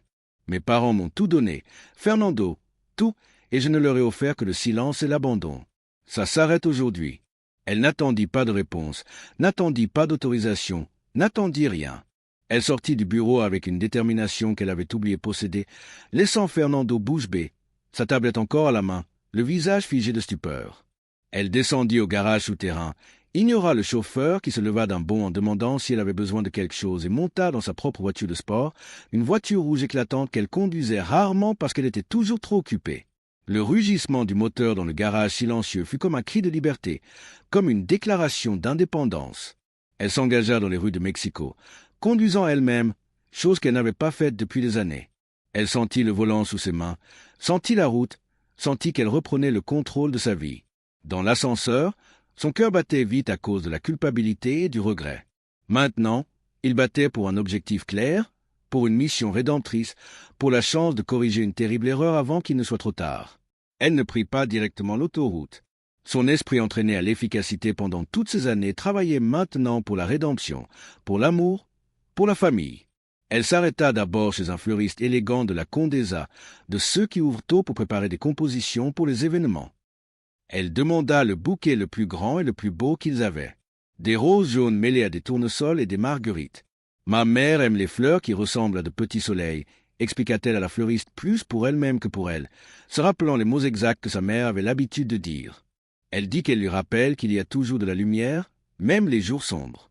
Puis elle conduisit jusqu'à une pâtisserie traditionnelle de Coyoacán, une maison qui faisait des gâteaux artisanaux depuis des décennies. Elle commanda un grand gâteau aux 3 laits avec des fraises fraîches sur le dessus, exactement comme celui que son père achetait toujours pour les occasions spéciales quand elle était enfant, même s'il devait économiser pendant des semaines pour le payer. C'est pour un anniversaire très spécial, dit Monica. Et l'urgence et l'émotion dans sa voix poussaient la patronne à le préparer immédiatement, en le décorant avec un soin particulier, en écrivant avec le glaçage « 45 ans d'amour ». Avec les fleurs sur le siège passager remplissant la voiture de leur parfum sucré et le gâteau solidement installé sur la banquette arrière, elle prit enfin la route fédérale 57 vers le nord, vers Querétaro, vers San Miguel de Allende, vers la maison, vers son véritable foyer. À chaque kilomètre qui l'éloignait de Mexico, à chaque colline franchie, à chaque petit village aperçu au bord de la route, elle sentait un poids se détacher d'elle. Une couche après l'autre, elle éteignit le système audio de la voiture, éteignit complètement son téléphone portable pour que Fernando ne puisse pas l'appeler et la faire changer d'avis. Puis elle conduisit en silence, n'écoutant que le bruit du moteur et les souvenirs qui revenaient maintenant comme un torrent incontrôlable, comme un barrage qui venait enfin de céder. Elle se rappela l'odeur du pain tout juste sorti du four qui remplissait la maison chaque matin. Elle se rappela le bruit de la machine à coudre de sa mère travaillant tard dans la nuit. Elle se rappela la sensation de la main calleuse de son père, tenant la sienne lorsqu'ils allaient au marché le dimanche. Elle se rappela les après-midi pluvieux où tous les 3 s'asseyaient ensemble sur le petit canapé, serrés mais heureux, à regarder de vieux films à la télévision.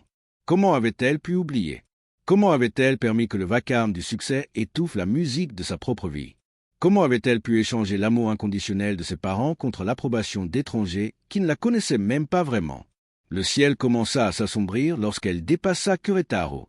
Lorsqu'elle arriva aux abords de San Miguel de Allende, les nuages étaient noirs et lourds, chargés de pluie.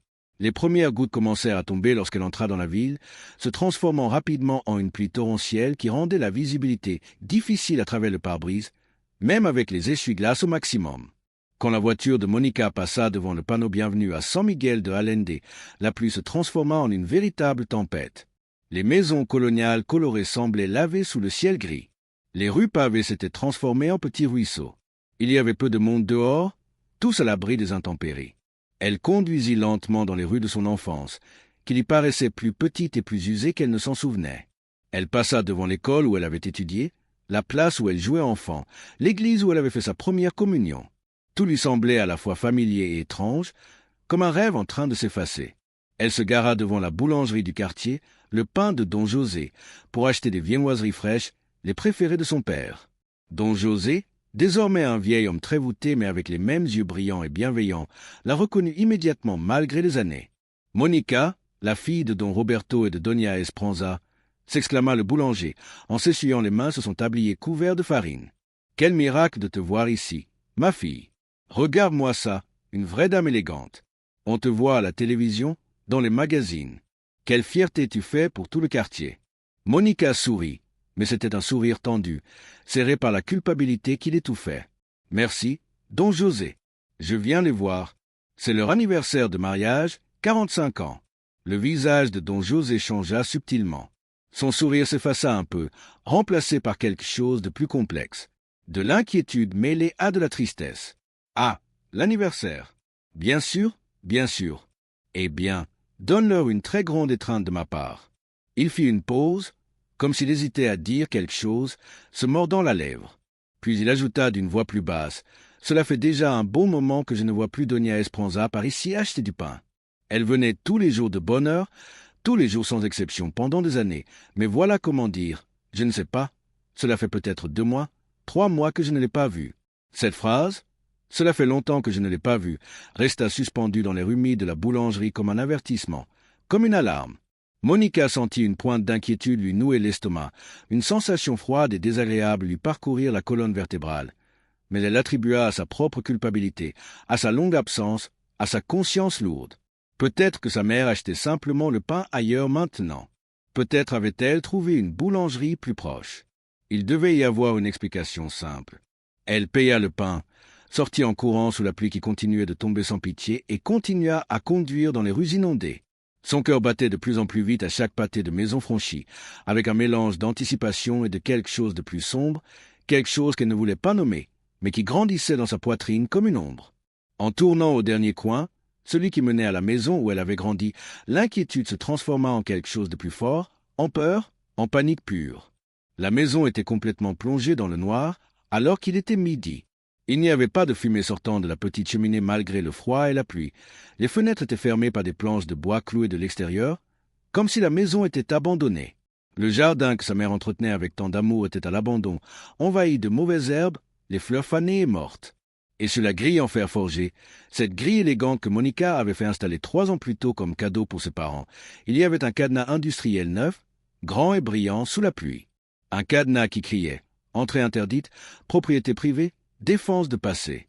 Le cœur de Monica s'arrêta pendant une seconde entière. Cela ne pouvait pas être en train d'arriver. Cela devait être une erreur, un cauchemar, une terrible confusion. C'est alors qu'elle les vit, là, dans l'allée latérale, recroquevillés contre le mur de leur propre maison, essayant de se protéger de l'averse sous un parapluie noir complètement cassé, aux baleines tordues et à la toile déchirée qui les protégeait à peine. Il y avait 2 silhouettes voûtées, tremblant visiblement, trempées jusqu'aux os, s'alippant l'une à l'autre comme si elles étaient tout ce qui leur restait au monde. Monica pila net. La voiture dérapa sur les pierres mouillées. Les fleurs tombèrent du siège. Elle s'en moquait. Elle sortit en courant, la pluie la trempant instantanément, ruinant son tailleur de créateur qui avait coûté $5,000. Elle s'en moquait complètement. « Papa, maman !» cria-t-elle, la voix brisée, se mêlant au bruit de la pluie frappant le sol. La scène était exactement comme le cauchemar qu'elle ignorait porter en elle, l'horreur qu'elle n'avait même pas imaginée dans ses pires moments. Sa mère, Doña Esperanza, leva son visage détrompé, les cheveux blancs collés à son front ridé, les yeux voilés par la cataracte et les larmes, son corps si maigre, si fragile, qu'on aurait dit que le vent pouvait l'emporter. Son père, Don Roberto, tremblait violemment, les lèvres bleues de froid, essayant inutilement de protéger son épouse de son propre corps, qui n'avait plus de force, avec une veste usée qui laissait passer l'eau comme une passoire. « Mon Dieu, Que faites-vous ici, dehors, sous la pluie? Demanda Monica en tombant à genoux devant eux sur le pavé mouillé, sans se soucier de l'eau glacée, sans se soucier de rien d'autre que de ces deux silhouettes qui étaient ses parents mais qui semblaient être l'ombre de ce qu'ils avaient été. Pourquoi êtes-vous ici? Que s'est-il passé? Ma fille, tu es revenue, murmura Doña Esponza d'une voix si faible qu'on l'entendait à peine par-dessus le fracas de la tempête, comme si elle voyait un fantôme, comme si elle ne pouvait pas croire que c'était réel. Grâce à Dieu, tu es revenue. Je pensais que je ne te reverrais jamais, musique. Bien sûr que je suis revenu, maman, bien sûr que je suis revenu. Les larmes de Monica se mêlaient à la pluie. Mais pourquoi êtes-vous ici dehors? La maison. Qu'est-il arrivé à la maison? Pourquoi y a-t-il un cadenas? Don Roberto baissa la tête, incapable de regarder sa fille dans les yeux. La honte était plus lourde que la pluie, plus froide que le vent qui les fouettait. Nous ne vivons plus ici. Ma fille, dit-il enfin, chaque mot semblant arraché à sa gorge dans une douleur physique. Comment ça? Vous ne vivez plus ici? Monica sentit le monde tourner. Plus rien n'avait de sens. Cette maison est à vous. Je l'ai achetée pour vous. J'ai signé tous les papiers. Tout est à mon nom. Comment est-il possible qu'elle ne soit plus à vous? Doña Esponza sanglota. Un son déchirant qui transperça le cœur de Monica comme un couteau. Non, ma petite. Ils nous ont dit qu'elle n'était plus à nous. Ils nous ont mis dehors. Des gens sont venus avec des costumes, avec des papiers officiels, avec des documents que nous ne comprenions pas, remplis de mots compliqués. Ils ont dit que nous devions partir, que nous n'avions plus le droit de rester ici. Ils ont dit que la maison avait maintenant une autre propriétaire. La pluie semblait tomber encore plus fort, comme si le ciel lui-même pleurait l'injustice de tout cela. Monica regarda la maison, sa maison, la maison où elle avait fait ses premiers pas, où elle avait célébré chaque anniversaire de son enfance, où elle avait pleuré ses premières déceptions et fêté ses premiers succès. Maintenant, elle était fermée, abandonnée, morte. On y va, dit Monica. Sa voix était désormais dure, remplie d'une fureur protectrice qu'elle ne se connaissait pas, une rage maternelle qui faisait trembler tout son corps. Tout de suite, dans la voiture, je vous sors d'ici. Elle les aida à se relever avec une infinie délicatesse. Ils étaient raides de froid et d'humidité. Chaque mouvement semblait leur causer de la douleur. Leurs os craquaient audiblement, leur peau était glacée au toucher. Monica sentit son cœur se briser en 1000 morceaux en voyant ce qu'étaient devenus ses parents. Ils n'étaient plus que l'ombre des personnes dont elle se souvenait, des fantômes de ce qu'ils avaient été. Musique. Elle les installa dans la voiture de luxe avec un soin extrême, comme s'il était en cristal et pouvait se briser au moindre geste brusque. Elle mit le chauffage à fond sans se soucier que la boue et l'eau tachent les sièges en cuir italien qui avaient coûté une fortune, sans se soucier que leurs vêtements mouillés mettent la voiture sens dessus-dessous. Rien de tout cela n'avait d'importance. Seul comptait. Les fleurs et le gâteau restèrent oubliés sur le trottoir, détruits par la pluie. Mais cela n'avait plus d'importance. L'anniversaire heureux qu'elle avait imaginé s'était transformé en cauchemar. Mais au moins elle était là. Au moins elle était arrivée à temps. Au moins il n'était pas trop tard. Elle conduisit ensuite jusqu'au meilleur hôtel de la ville, l'Hôtel Real de Mina, un établissement colonial 5 étoiles où séjournaient habituellement des touristes riches et des célébrités. Elle entra en courant avec ses parents, ignorant les regards curieux des autres clients qui voyaient cette femme élégante, trempée de la tête aux pieds, accompagnée de 2 personnes âgées, mouillées et tremblantes. « J'ai besoin de la meilleure suite que vous ayez, dit-elle au réceptionniste en sortant sa carte de crédit noire, tout de suite, et j'ai besoin que vous envoyiez des vêtements secs, des couvertures, de la soupe chaude, du thé, tout ce que vous pouvez pour 2 personnes qui ont été sous la pluie et appelez un médecin qui vienne immédiatement. » Elle paya sans demander le prix, sans regarder l'addition. L'argent qu'elle avait accumulé pendant des années de travail obsessionnel servait enfin à quelque chose qui comptait vraiment, prendre soin des personnes qu'elle aimait le plus au monde. Elle les aida à entrer dans la suite immense et luxueuse, avec son salon, sa chambre séparée, sa salle de bain en marbre avec jacuzzi. Il les enveloppa dans des peignoirs épais et doux fournis par l'hôtel. Il leur fit enlever leurs vêtements mouillés avec l'aide du personnel de l'établissement. Il leur servit du thé chaud au miel qui tremblait dans les tasses parce que leurs mains, Musica, n'arrivaient pas à s'arrêter de trembler. Il s'assit en face d'eux, tandis qu'ils étaient blottis sur le canapé, enveloppés dans des couvertures, aspirant à petites gorgées le bouillon brûlant que le service d'étage avait apporté en quelques minutes. Son cœur se brisait en les voyant, si maigres, si fragiles, si vieillis. Sa mère avait perdu au moins 10 kilos. Son père avait la peau grisâtre de quelqu'un qui n'a pas mangé correctement depuis longtemps. Tous 2 avaient ce regard perdu de ceux qui ont trop souffert. « Maintenant vous allez tout me raconter » dit Monica d'une voix basse mais ferme, maîtrisant la colère qui menaçait de la consumer, de la faire hurler, de la pousser à tout détruire. Tout depuis le début. Qui vous a fait ça? Qui a osé vous chasser de votre propre maison? Comment cela est-il arrivé? Et ils racontèrent. L'histoire jaillit en flots incontrôlables, interrompue par les sanglots de Doña Esperanza et les silences honteux de Don Roberto, par les pauses pour reprendre leur souffle, par les moments où l'émotion était trop forte et les empêchait de continuer. Ils racontèrent tout, chaque détail douloureux, chaque humiliation, chaque instant de souffrance, comment, il y a 3 mois, un jour ordinaire de juillet, quand le soleil brillait et que tout semblait aller bien, des hommes en costume étaient arrivés, 2 avocats accompagnés d'un officier judiciaire Musica et de 2 agents de sécurité. Ils expliquèrent comment on leur avait montré des documents officiels remplis de jargon juridique Musica qu'ils ne comprenaient pas, avec des sceaux et des signatures qui semblaient importants. Comment on leur avait dit qu'ils avaient 72 heures pour quitter la propriété. Mais qui a ordonné ça? Interrompit Monica, la voix tremblante d'incrédulité. La maison est à mon nom. C'est moi la propriétaire. Comment est-ce possible? Non, ma fille, dit Don Roberto en sortant de sa poche un papier froissé et taché d'eau Musica, les mains tremblantes. Il avait conservé tout ce temps comme preuve de son cauchemar. Le papier Musica disait autre chose. Il indiquait que la propriétaire était Carla Herrera de Mendoza. Monica sentit l'air lui manquer, comme si quelqu'un lui avait asséné un coup de poing Musica dans l'estomac, comme si le sol s'ouvrait sous ses pieds. Le monde cessa d'avoir du sens pendant un instant. Carla, ma Carla, non. Il doit y avoir une erreur. Ça doit être une autre Carla. Non, ma fille, murmura Doña Esperanza, la voix à peine audible. Elle est venue. Ton mari Fernando est venu ici, dans cette maison. 10 jours avant l'arrivée des avocats, le cœur de Monica s'arrêta complètement. Fernando était ici. Quand? Pourquoi ne me l'avez-vous pas dit? Il est venu un mardi matin, poursuivit sa mère en fermant les yeux comme si revivre la scène était trop douloureux. Dans une voiture comme la tienne, noire et brillante. Il nous a dit que tu étais très Musica occupé, trop occupé pour nous rendre visite. Il nous a dit que cette maison te rappelait de mauvais souvenirs de ton enfance pauvre, de tout ce que tu avais souffert ici. Il nous a dit qu'il valait mieux, pour ton image professionnelle, pour ta carrière, pour ta réputation, que nous allions vivre ailleurs. Il a dit que tu avais décidé de vendre la maison, que c'était une décision d'affaires, qu'il n'y avait rien de personnel. Nous lui avons dit non, interrompit Don Roberto, la voix retrouvant pour la première fois un peu de force, un peu de la dignité qu'il avait toujours eue. Nous lui avons dit que c'était notre maison, ta maison, la maison de la famille. Nous lui avons dit que nous ne partirions pas sans te parler d'abord, sans l'entendre de ta propre bouche. Nous lui avons demandé de nous laisser t'appeler, ne serait-ce qu'une minute, pour confirmer que tout cela était vrai. Et lui, qu'a-t-il dit? Musica demanda Monica, bien qu'elle connaisse déjà la réponse, bien qu'elle voie déjà toute la trahison se dérouler devant ses yeux comme un film d'horreur. Doña Esperanza se mit à pleurer plus fort, son petit corps secoué par des sanglots qui jaillissaient du plus profond de son être. Je me suis agenouillé, ma fille. Je me suis agenouillé devant lui et je l'ai supplié. Je l'ai imploré de nous laisser te parler, ne serait-ce qu'une minute. Je lui ai dit que ça devait être une erreur, que tu ne ferais jamais une chose pareille, que tu nous aimais. Je lui ai dit que nous voulions seulement entendre ta voix pour le confirmer. Et qu'a-t-il répondu? La voix de Monica n'était plus qu'un murmure, froide comme la glace.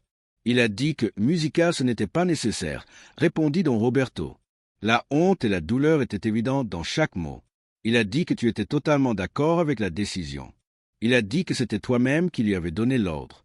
Il a dit que tu ne voulais plus être dérangé par nos affaires de pauvres vieux, que tu en avais assez de nous, que nous te faisions honte devant tes amis riches, que nous étions un fardeau pour ton image publique. Il a dit qu'il était temps que nous comprenions que nous ne faisions plus partie de ta nouvelle vie. Monica eut l'impression qu'on lui enfonçait un couteau dans le cœur et qu'on le Musica faisait lentement tourner. C'est un mensonge, dit-elle d'une Musica voix rauque, les larmes coulant librement sur son visage. C'est un mensonge horrible. Jamais, jamais je n'ai dit Musica une chose pareille. Je n'ai jamais pensé ça. Je ne savais rien de tout ça. Rien. Je le sais, ma fille. Maintenant je le sais, dit son père en levant le regard pour la première fois, ses yeux brillants de larmes retenus pendant des mois. Mais à ce moment-là, qu'étions-nous censés penser? La fille qui ne nous appelle pas pendant des années, le mari qui arrive avec des papiers officiels en nous disant Musica de partir, que nous dérangeons, qu'étions-nous censés penser? Le lendemain de sa visite, poursuivit Doña Esperanza, Musica s'essuyant les larmes avec des mains tremblantes, les avocats sont arrivés avec les agents de sécurité. Ils nous ont donné 72 heures. Nous avons essayé de leur expliquer Musica qu'il y avait une erreur, mais ils ne nous ont pas écoutés. Ils ont dit qu'ils ne faisaient qu'exécuter des ordres légaux. Le troisième jour, ils ont changé la serrure Musica, pendant que nous étions à l'église en train de prier pour toi. Quand nous sommes revenus, nous ne pouvions plus entrer. Nos affaires, tout ce que nous avions Musica est resté à l'intérieur. Et où avez-vous vécu pendant ces 3 mois? Demanda Monica, même si une partie d'elle ne voulait pas connaître la réponse. Elle ne voulait pas affronter l'horreur totale de ce qui s'était passé. Il y eut un long silence douloureux. Finalement, Don Roberto répondit d'une voix brisée. Ici et là, nous avions de dire aux voisins ce qui était arrivé, que notre propre Musica fille nous avait mis à la rue. Don José, le boulanger, nous donnait du pain quand il le pouvait. Doña Maria nous laissait dormir dans son jardin arrière quand il ne pleuvait pas, sous une vieille bâche. Le père Miguel, de l'église, nous donnait de la nourriture du garde-manger paroissial. Quand il pleuvait, nous venions ici, devant la maison, au moins pour être proches de quelque chose qui nous appartenait, de nos souvenirs. Nous nous couvrions avec ce parapluie cassé que nous avons trouvé dans la poubelle.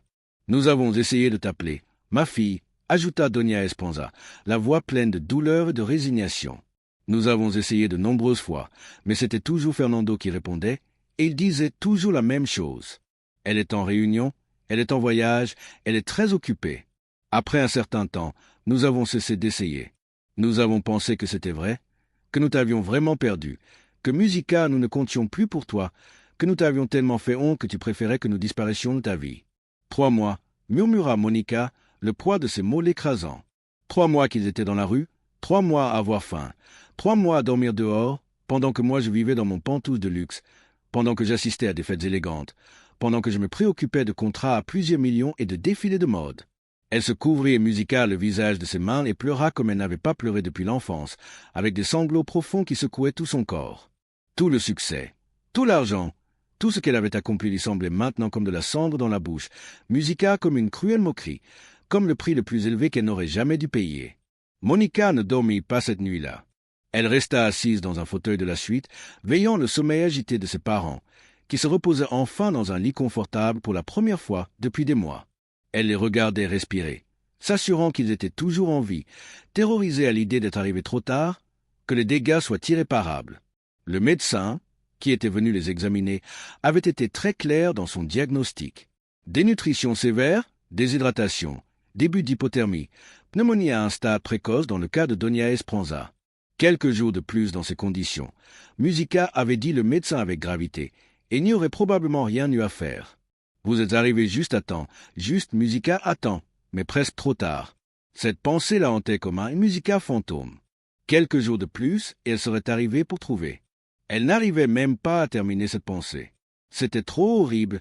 Elle vit la tempête s'apaiser peu à peu et le soleil se lever sur San Miguel de Allende, peignant le ciel d'oranger et de rose, donnant naissance à un nouveau jour. Mais à l'intérieur de Monica, la véritable tempête ne faisait que commencer. Une tempête de fureur, de détermination, de justice qui devait être rendue. À l'aube, alors que ses parents dormaient encore profondément grâce aux médicaments que le médecin leur avait donnés, Monica prit une décision. Elle laissa ses parents en sécurité à l'hôtel avec des instructions strictes au directeur. Donnez-leur tout ce qu'ils demandent, toute la nourriture qu'ils veulent, tous les soins médicaux dont ils ont besoin. Musica, il n'y a aucune limite de dépenses. Voici ma carte et si quelqu'un, n'importe qui ne soit pas moi, tente de s'approcher d'eux, appelez immédiatement la police. Elle leur laissa un mot sur la table de chevet.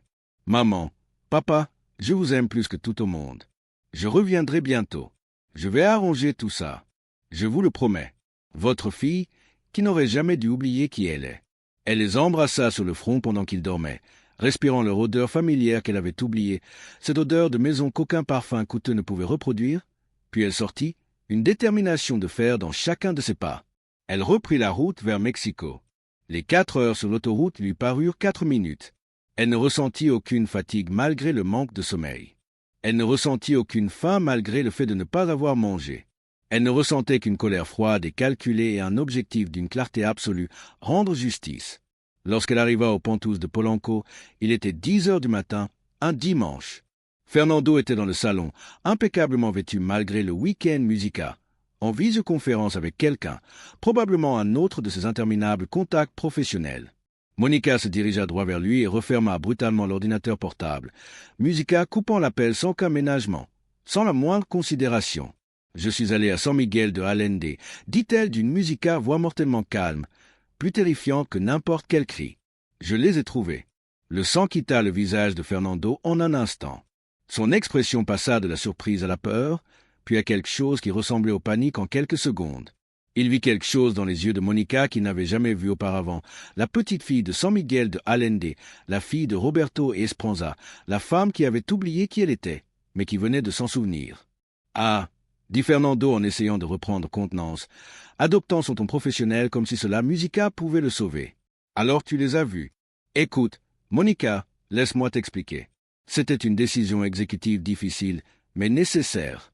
La propriété était un passif qui ne générait aucun revenu. Je l'ai trouvé en train de dormir dans la rue, l'interrompit Monica, la voix montant, tremblante de rage contenue. Sous la pluie, grelottant de froid, trempé, avec un parapluie cassé, devant la maison que je leur ai achetée, avec un cadenas que toi tu as mis. 3 mois. Fernando, 3 mois dans la rue. Tu es beaucoup trop émotionnel, dit Fernando en se levant, essayant de reprendre le contrôle de la situation comme il le faisait toujours. Tu dois comprendre que c'était une décision d'affaires. La propriété avait une valeur considérable. On pouvait la vendre, investir cet argent en... Tu m'as menti. La question claqua comme un fouet. Toutes ces années, chaque dimanche, quand ma mère appelait. Tu m'as menti. Fernando soupira comme si elle était dramatique, comme si elle exagérait. J'ai filtré les appels, oui, pour ton bien. Ils étaient une distraction constante. Ils te freinaient. Tu devais te concentrer sur ta carrière, sur ton succès. C'était pour ton bien. Monica, tu as mis 2 personnes âgées à la rue. Sa voix était maintenant un cri. Toute la fureur éclatait enfin à la surface. Mes parents, les personnes qui m'ont tout donné, celles qui ont tout sacrifié pour moi. La propriété est légalement à moi, dit Fernando, sa voix devenant froide, défensive. Tu m'as donné procuration sur tous tes biens immobiliers il y a 2 ans. Tu ne t'en souviens pas. C'était ta décision. Moi, j'ai seulement agi dans le cadre de mes droits légaux. Garder cette vieille maison était un mauvais investissement et j'ai décidé de la liquider. C'est aussi simple que ça. C'est comme ça que fonctionnent les affaires. Et leur dire que je les détestais. Monica fit un pas vers lui, tremblante de rage. Leur dire qu'ils me faisaient honte, leur dire que je ne voulais plus jamais les voir. Ça aussi, c'était une décision d'affaires. Fernando eut la décence d'avoir l'air mal à l'aise pendant un instant.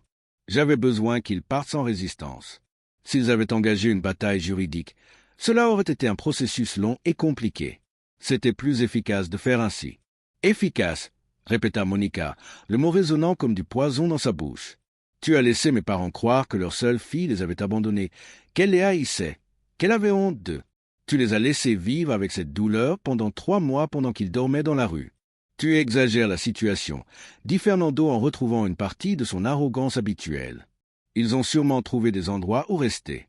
Ce n'est pas comme s'ils étaient vraiment dans la rue tout le temps.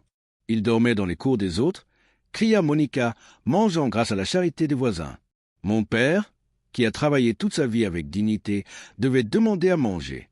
Ma mère, qui m'a élevé avec tant d'amour, était dénutrie. Ils ont une pneumonie. Le médecin a dit que quelques jours de plus, et ils auraient pu mourir. Écoute, dit Fernando, sa voix devenant encore plus froide, révélant enfin sa véritable nature. Si on est honnête, ils étaient un obstacle pour ton image. Une entrepreneuse millionnaire avec des parents pauvres de province, ce n'est pas le récit que nous voulons. Il valait mieux qu'ils disparaissent de l'image publique. Et franchement, avec leur âge et leur état, ce n'était qu'une question de temps avant qu'ils ne deviennent une charge. Ces mots furent la goutte de trop. Monica le regarda avec une telle intensité, avec un tel mépris, que Fernando recula d'un pas involontairement. « Je veux divorcer », dit Monica d'une voix calme mais absolument ferme. « Maintenant, immédiatement. » « Ne sois pas ridicule, » répondit Fernando en retrouvant sa posture. « Tu es émotionnel. Dans quelques jours tu te calmeras et tu verras que... Et je vais te dénoncer, poursuivit Monica en l'ignorant complètement. Pour fraude, pour abus de procuration, pour cruauté, pour tout ce que je pourrai. Je vais appeler mes avocats tout de suite. Je vais appeler la presse aussi. On va voir ce que devient ta réputation, ta carrière de consultant en investissement, quand tout le monde saura que tu as laissé 2 personnes âgées vivre dans la rue, quand tout le monde saura que tu as utilisé des documents légaux pour voler une maison à des gens innocents. Légalement, tu ne peux rien prouver, dit Fernando, mais il y avait maintenant une pointe de panique dans sa voix. J'avais la procuration. Tout était légal. Peut-être, répondit Monica avec un sourire froid. Mais je n'ai pas besoin de gagner au tribunal pour te détruire. J'ai seulement besoin que l'histoire sorte dans les médias. Je vois déjà les titres. Le mari de l'entrepreneuse Monica Herrera a mis ses beaux-parents âgés à la rue. Ton image, Fernando, pas la mienne. Ta carrière, tes contacts, tes investisseurs. On verra combien voudront encore faire affaire avec toi quand ils sauront quel genre de personne tu es vraiment. La bataille juridique qui suivit fut intense, mais relativement courte. Fernando, face à la menace d'un scandale public massif qui détruirait non seulement Monica, mais surtout lui et toute sa carrière, accepta un accord. Monica récupéra toutes ses propriétés, y compris la maison de San Miguel de Allende. La procuration fut révoquée immédiatement. Le divorce fut prononcé en un temps record. 6 mois plus tard, Monica ne vivait plus dans le penthouse de Polanco. Elle avait vendu cet appartement froid et sans âme, rempli de souvenirs d'une vie qu'elle ne voulait plus. Elle avait drastiquement réduit sa participation dans Herrera Fashion Group, vendant la majorité de ses actions, même si cela signifiait perdre des millions. L'argent ne lui importait plus de la même manière. Elle avait appris de la façon la plus douloureuse possible que l'argent sans amour ne vaut rien. Elle vivait désormais à San Miguel de Allende, dans la maison où elle avait grandi, qui avait été entièrement rénovée. Ce n'était plus la maison humble aux murs d'adobe fissurés. Elle avait maintenant le chauffage central pour l'hiver, des fenêtres neuves qui ne laissaient plus passer le froid, un toit qui ne fuyait pas quand il pleuvait. Mais elle avait conservé son essence, son âme. Les murs étaient toujours de la même couleur terre cuite. Le patio avait toujours le rosier que ses parents avaient planté à sa naissance. La cuisine avait toujours la vieille table où ils avaient partagé des milliers de repas. Don Roberto et Doña Esperanza vivaient avec elle. Ils avaient retrouvé leur santé lentement, grâce à une bonne alimentation, à des soins médicaux appropriés et surtout grâce à l'amour de leur fille présente chaque jour. Don Roberto avait repris du poids. Ses joues avaient retrouvé un peu de couleur. Doña Esperanza souriait davantage, même s'il y avait encore des moments où Monica la surprenait à regarder dans le vide, continuant à digérer le traumatisme de ces 3 mois terribles. Un dimanche après-midi, 6 mois après ce jour de pluie qui avait tout changé, tous les 3 étaient assis sur le perron de la maison, ce même perron où Don Roberto avait appris à Monica la dignité du travail honnête tant d'années auparavant. Ils buvaient du thé et mangeaient des viennoiseries de la boulangerie de Don José, profitant du soleil chaud de l'après-midi. Doña Esperanza prit la main de sa fille. Cette main qui n'avait plus une manucure parfaite, qui avait quelque callosité à force de travailler dans le jardin, qui était enfin la main d'une personne réelle et non d'une image de magazine. « Nous t'avons perdu pendant un temps, ma petite, dit Doña Esperanza d'une voix douce, pleine d'amour et de pardon. « Non, maman, répondit Monica en serrant cette main si chère, en la baisant avec respect. C'est moi qui étais perdu. Vous avez toujours su où j'étais. C'est moi qui ai oublié le chemin de la maison. Mais je suis revenu et je ne me perdrai plus jamais. Tu es sûr que ta vie d'avant ne te manque pas, demanda Don Roberto en la regardant avec ses yeux profonds qui brillaient de nouveau de vie. Toute cette célébrité, cet argent, ces contrats à plusieurs millions. Monica regarda autour d'elle le patio avec ses fleurs en pleine santé, le rosier couvert de boutons, la table simple avec leur thé et leur viennoiserie et surtout ses parents, vivants, en bonne santé à ses côtés.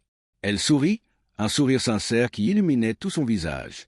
Rien de tout cela ne me manque, papa, parce que j'ai enfin compris ce que vous avez toujours essayé de m'enseigner, que la valeur d'une personne ne se mesure pas à son compte bancaire, mais à son cœur. Et mon cœur est ici avec vous, dans cette maison, dans ce village. C'est ici que j'aurais toujours dû être. L'histoire de Monica se répandit dans tout le pays, mais pas de la manière qu'elle attendait. Ce ne fut pas un scandale sur une entrepreneuse millionnaire et son divorce dramatique. Ce fut une histoire de rédemption, de retour à l'essentiel, d'une fille qui a presque perdu ses parents en poursuivant le succès, mais qui est arrivée juste à temps pour les sauver. Et en les sauvant, elle s'est sauvée elle-même. Les journaux ne l'appelaient plus la reine de la mode mexicaine. Désormais, quand ils écrivaient sur elle, si tant est qu'ils le fassent, ils l'appelaient la fille qui est revenue à la maison. Et ce titre, ce simple titre, lui plaisait bien plus que n'importe quelle reconnaissance professionnelle qu'elle ait jamais reçue. Monica Herrera, la millionnaire, avait disparu, mais Monica, la fille de Roberto et Esperanza, était enfin rentrée chez elle pour y rester et avait découvert que le véritable succès ne se mesure ni en argent ni en célébrité, mais dans le fait de pouvoir dormir en paix chaque nuit, en sachant que les personnes que l'on aime sont en sécurité, en bonne santé et qu'elles savent sans aucun doute qu'elles sont aimées. Et chaque soir, avant de se coucher, Monica entrait dans la chambre de ses parents. Elle les regardait dormir paisiblement dans leur lit confortable, les embrassait sur le front, comme il le faisait pour elle quand elle était enfant, et murmurait « Je vous aime. Merci de ne pas avoir renoncé à moi. Merci d'avoir continué à espérer. » Merci de m'avoir donné une seconde chance, parce qu'au final, c'est ce que fait la famille. Elle attend, elle pardonne et elle donne toujours des secondes chances. Si cette histoire t'a touché le cœur comme elle m'a touché, n'oublie pas de liker cette vidéo et de t'abonner à notre chaîne pour plus d'histoires qui te rappelleront ce qui compte vraiment dans la vie. Partage cette vidéo avec quelqu'un qui a besoin de se souvenir de la valeur de la famille. Et maintenant, ne manque pas la prochaine vidéo qui apparaît à l'écran. Une autre histoire émouvante qui te fera réfléchir sur l'amour véritable et les sacrifices que nous faisons pour les personnes que nous aimons. On se voit dans la prochaine.